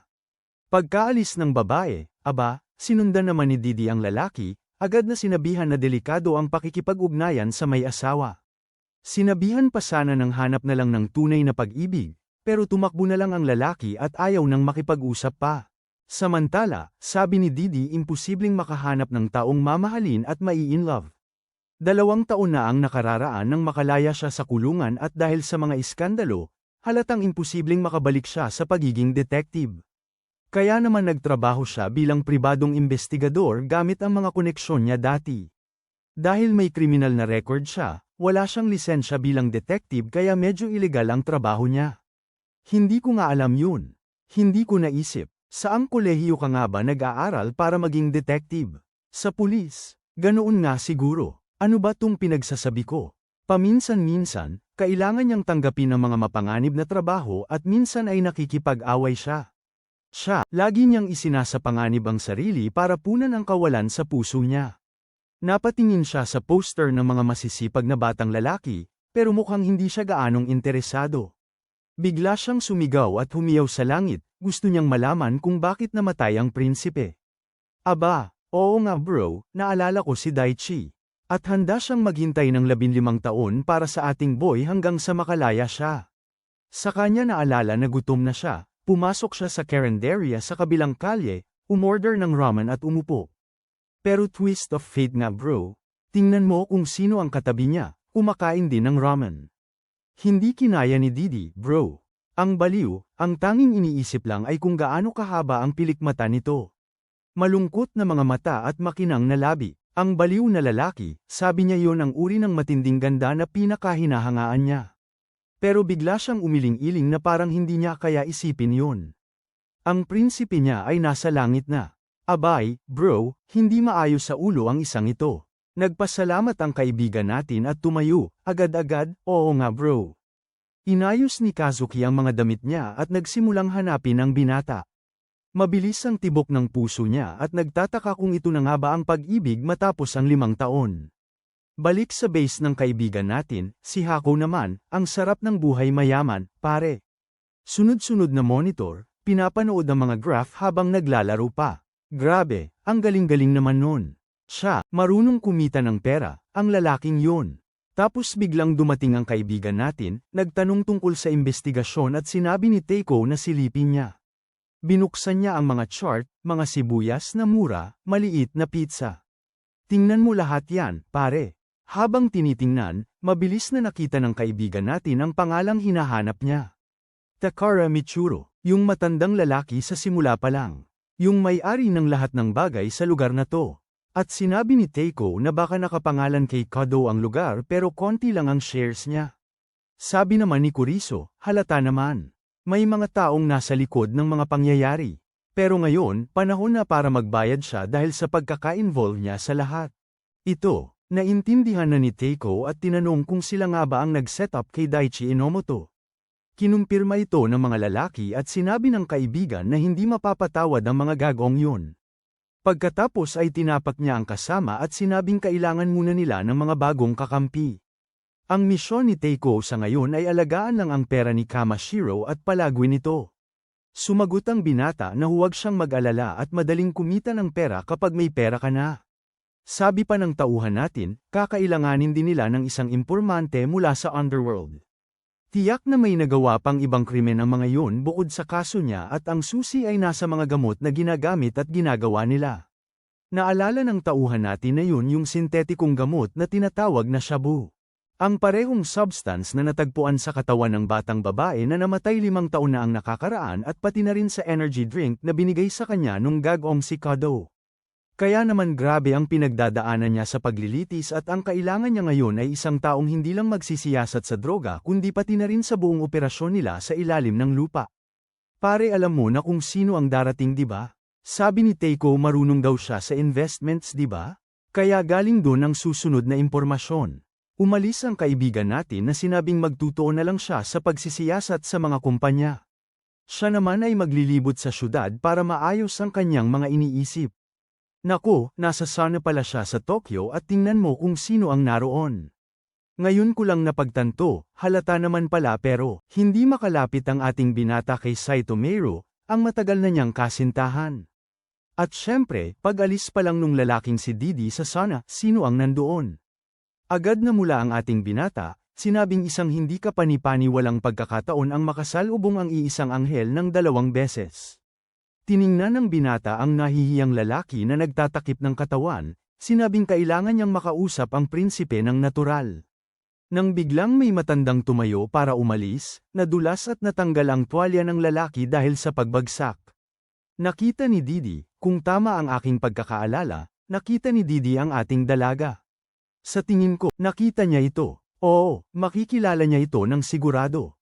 Oo naman, habang tinutulungan ng ating kaibigan ang matanda, ang baliw ay naroon umiiyak at emosyonal na sinasabing nakita niya ang prinsipe. Pero alam kong walang katotohanan ito. Dapat ay namatay na siya sa kulungan. Grabe ang pagkaalog niya roon kaya't napahigi siya sa pulang sahig. May isang lalaki pang ang pumasok at tinanong kung ayos lang ba siya o kung patay na ba siya. Maya-maya, pagbalik sa Emperor Bar, tinanong ng waiter kung ano ang gusto niya at sinabi ng ating kaibigan na dalhin si Mizuki. Akala ko ay iinom siya o ano, pero hindi, babae ang hiniling niya. Mukhang napansin ng ating kaibigan si Ova na nakaupo roon sa sulok, at hindi niya inasahan na makita ang lalaking iyon. Sa isang lugar na tulad nito, alam niyang hindi na siya pwedeng bumalik sa pulis dahil sa mga krimen niya. Kaya ano ang ginagawa niya ngayon? Siguro dapat niya itong imbestigahan. Nang biglang dumating ang babaeng nakapasa sa crash test, maamo ang mukha at may nakakatuwang boses na nagsabing na-miss niya si Ryoto. Napagpasyahan ni Didi na pag-usapan na lang mamaya ang tungkol kay Oga dahil kakausapin niya muna ang babaeng ito at mag-iimbestiga pa tungkol sa ginagawa ni Kado. Si Mizuki naman ay nakangiti at masayang makita siya ulit doon. Pero ang plano talaga ni Kuroso ay maging kaibigan ng babae dahil kailangan niya ng impormante sa lugar na iyon. Ang problema, binigyan siya ng kakaibang tingin ng babae. Magiging kakampi kaya siya? Ewan ko. Pero nagpapakita na siya ng seryosong. Mukhang naghahanap siya ng babaeng susundin siya ng lubos at magiging especially iya niya. Maya-maya, ang ibang babae ay nagsasabi na kakaiba ang kilos niya ngayon at hindi man lang umiinom. Sagot niya, minsan na siyang nagkamali dahil sa alak kaya mas gusto na niyang ganito. Tumawa ang mga babae, sinasabing lahat naman daw ay dumadaan dyan. Gusto pa nga daw nilang makita siyang lasing. Si Kado, nakitawa rin pero sa loob-loob niya, iniisip kung sino ba itong taong ito. Hindi siya mukhang isang karaniwang gangster na tumatambay doon, na halatang manloloko at magnanakaw para kumita. Baka daw anak mayaman na biglang yumaman dahil sa stocks o ano. Bigla siyang tumayo si Kuroso at sinabing aalis na siya sa banyo at sinabi ni Kago na ihahatid siya. Pero hindi naman pala siya ang naghatid. Isa pang lalaki ang sumama sa kanya. At habang papunta roon, nakasalubong niya ang isa sa mga matatandang lalaki na pinagpautang niya ng 2 bilyon na halata ng tuwang-tuwa at sinabing tadhana ang pagkikita nila. Nagpapasalamat ito sa bata dahil sa nangyari noong nakaraan at si Kado naman ay nanunood lang sa gilid. Si Kado ay nagmamasid sa sulok at tinanong ang bata kung sino ang kakaibang kliyente na yon. Sumagot naman ang bata na mukhang ehekutibo raw ito mula sa isang kumpanyang dayuhan na may kinuhang Hapon. Parang matagal na raw itong nagtrabaho sa ibang bansa at ngayon lang nakabalik sa Japan. Nakita ni Kado na lumalapit ang matandang lalaki sa bata, halatang nasabik. Isang foreign executive na maging ang mga matatanda ay yumuyuko, ito na ang kailangan niya. Isang tunay na mayaman. Sa manhuang ito, ang pera hindi babae ang binibili. Pare, lalaki ang binibili nito. Paglabas ni Mizuki ng kwarto, agad siyang hinawakan ni Kado sa braso at binigyan ng utos na gawin ang lahat para mapasagot ang lalaking si Kuroso. Medyo naguluhan siya pero tinitigan siya ni Kado at tinanong kung naiintindihan niya ang ibig niyang sabihin. Naging sunod sanyeran siya habang papalapit si Kado at sinabi na kailangan niyang maunawaan na ang lalaking ito ay may kayamanan na lampas sa kanyang imahinasyon. Bukod pa rito, mukhang may gusto ito sa kanya kaya dapat niyang sulitin iyon. Sa huli, makikinabang din naman siya. Maya-maya pa, nag-uusap sila sa isa sa mga mesa ng bar at sinabi ni Mizuki na mukhang may nililigawan si Kado sa isa sa mga babae sa club. Tinanong ni Kuroso kung bawal ba yon? Parang hindi pwede ang mag-date ang mga empleyado ng lugar. Sabi ni Mizuki, bawal nga, syempre, may-ari naman ng lalaki kaya walang magsasalita. Tapos dagdag niya, hindi naman niya alam kung sino ang babae. Importante sana malaman yun ni Kuroso dahil syempre, ang babaeng kasama niya ay malamang may alam sa mga bagay-bagay. Pero biglang tanong ni Mizuki kung bakit lagi siyang pumupunta sa club na ito. Nabigla siya pero ngumiti agad at gusto malaman ang ibig sabihin nito. Sagot ni Mizuki na halata naman. Tinatanong niya yon dahil mukhang hindi interesado ang lalaki sa mga babae roon. At dahil doon siya nagtataka. Iniisip ng siraulong si Kuroso na nagkukunwari lang ito para itago ang intensyon pero matalas siya. Pare, pumunta ka sa club, umorder ka ng 300 champagne, gumastos ka ng 1 bilyon tapos ni isa walang babaeng sinama pa uwi. Walang kakaiba. Hindi pa rin ito sumasagot at tinanong ni Mizuki kung bakit siya nito niyaya sa ganitong hapunan. Sigurado siyang inaya siya ng ibang mga babae. Nauutal nitong sinabi na mukhang siya ang pinakamadaling makausap. Mukhang mas magalang at kalmado siya. Nakaka-relax na makipag-usap ng kaunti sa kanya. Nahuhulog na kaya siya? Ginagamit ng mga boys natin ang mga teknik sa panghihikayat na natutunan niya sa kulungan, pare. Di pa kayo handa sa bata. Tapos sasabihin niya na interesado rin pala siya sa pamamalakad ng club bilang isang potential investment. Kaya naman pala sabi niya yun. Tapos magtatampo siya, sasabihin niya na ngayon niya lang naiintindihan kung bakit hindi siya gaanong interesado sa mga babae. Pero baliw din naman siya. Bigla na lang niyang hahawakan ang braso nito at titingnan ang pulso para hanapan ng bakas ng karayom. Para malaman kung may nagdroga sa girlfriend niya. Kung ano ang ginawa ni Kano sa kanya, yun lang naman ang dapat gawin. Pero wala siyang nakita kaya hahawakan niya ang mukha nito at ay lalapit.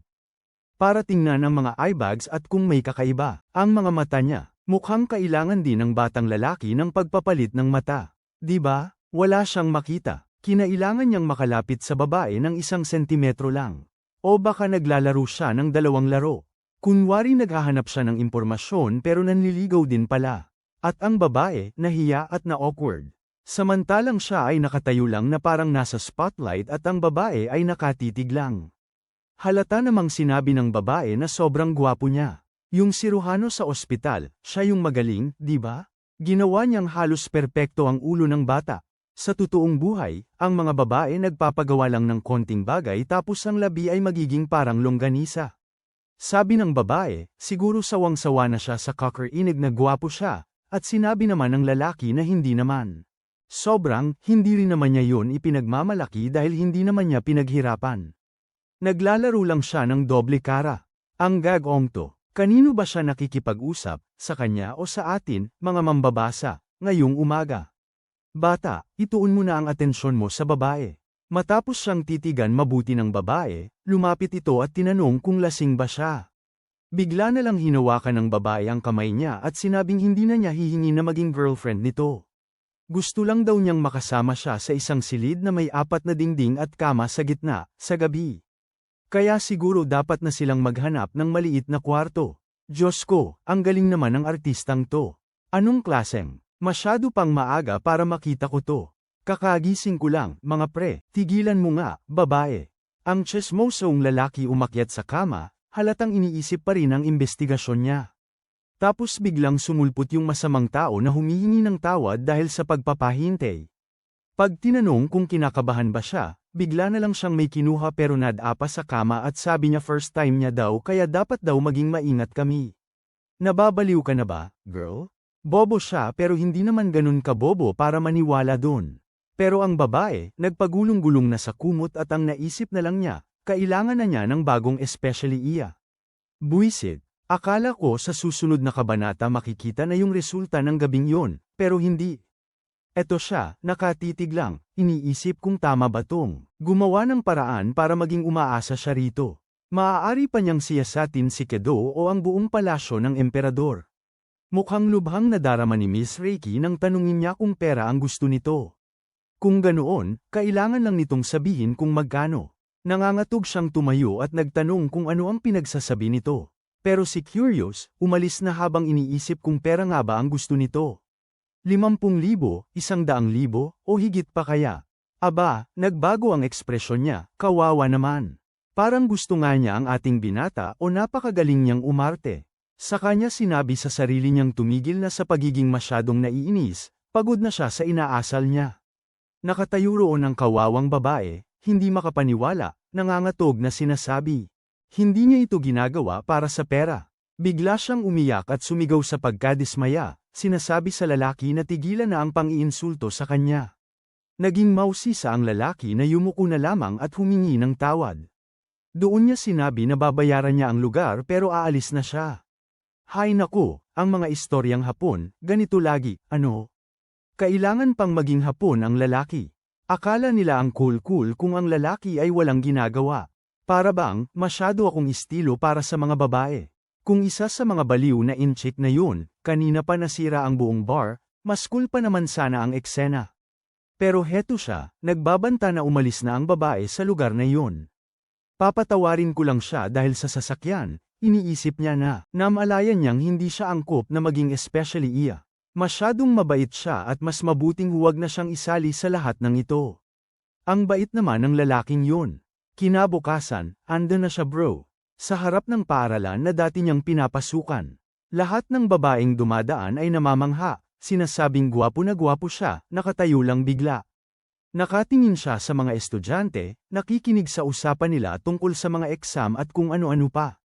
At naalala niya na noon siya ang pinakamasaya sa buhay niya. Nung ang tanging tungkulin niya ay ang pag-aaral, may mga kaibigan siyang nakakausap at buhay pa ang nanay niya. Grabe ang buhay ng bata no guys. Pinakamasayang sandali niya tapos nasa ospital na pala ang nanay niya. Kawawa naman. Sayang, patawarin na kita, bata. Angas mo pa rin kahit hindi mo makuha lahat ng babae sa club. At syempre hindi niya nakakalimutan ang lahat ng nawala sa kanya noong araw na yon. Sinuntok niya ang pader, nagtatanong kung bakit ginawa yun ang hayop na yun sa kanya. Maya-maya, naroon si Teiko, nakatingin mula sa isang magandang gusali, sinasabing maganda ang tanawin. Hindi masyadong nasisiyahan si Kuroso at gusto niyang malaman kung ano ang susunod na gagawin. Sabi ni Kuroso, may 3 tao siyang kailangang gumanti, ang gagong si Kadogo, yung mayamang gagong yun na laging pumupunta sa bar, at panghuli, yung abogadong Samaire sa kaso niya. Sigurado siyang isa sa 3 ang may kinalaman sa pagkamatay ni Sayaka, pero ang 2 pa ay may ginampanang papel sa ang pagkukulong niya. Ang problema, kailangan niyang maging maingat dahil sa sandaling mapatay niya ang una, magsisimula ng mag-imbestiga ang iba. Kaya naman kailangan niyang makilala silang tatlo at maayos ang lahat bago kumilos. Pero sabi ni Teiko, nakilala pa lang niya si Kado, paano niya makikilala ang dalawa pa? Sabi naman ni Kuroso, hindi yun mahirap dahil mahilig mag-ayos ng malalaking party ang mga yun at mukhang lahat ng mayaman at maimpluwensya sa lungsod ay palaging inaanyayahan. Dahil nakatingin si Kado sa kanya, malapit na ring dumating ang imbitasyon. Napansin pa nga niya si Kado na nanunood sa kanya mula sa sulok kaya alam niyang question na lang ng panahon. Kahit ang kanya, komento ng kaibigan na ang bata ay medyo mabagal sa paghihiganti. Sagot ni Luke Kuroso na walang dapat madaliin. Gusto niyang pahirapan ang mga ito ng matagal. Ang basta pagpatay sa kanila ay hindi magiging masaya. Gabi na sa hotel, nagtanong siya kay Mizuki at sinabi ng lalaki na, sa kasamaang palad, hindi ito madalas magpakita lately. Malinaw na hindi siya dapat mag-alala sa makakasama. Marami silang magagandang babae sa lugar. Nagpasalamat si Kuroso at saka sinabing dalhan siya ulit ng isa at nanatili roon na iniisip na oo, umalis nga ito matapos niyang sabihing gawin yun. Nagtataka siya kung yun nga ba ang intensyon niya pero sa huli, marahil ay mas mabuti na yun para sa kanya. Kailangan niyang maghanap ng babaeng may mas gusto ng mas madaling manipulahin. Grabe ang kompetisyon dito. Teka, pero ngayon ko lang napansin, nagbago ang mukha ng ating kaibigan. Ang ex-girlfriend niya pala ang nagtatrabaho doon. Grabe guys, tapos na. Ang gagawang si Kado, pare, inagawang babae, hindi naman nagtagumpay tapos pinasok pa doon. Pinalaya niya ang isang walang kwentang tao at syempre, nang makita siya ni Kuroso pare, agad na nagkagusto.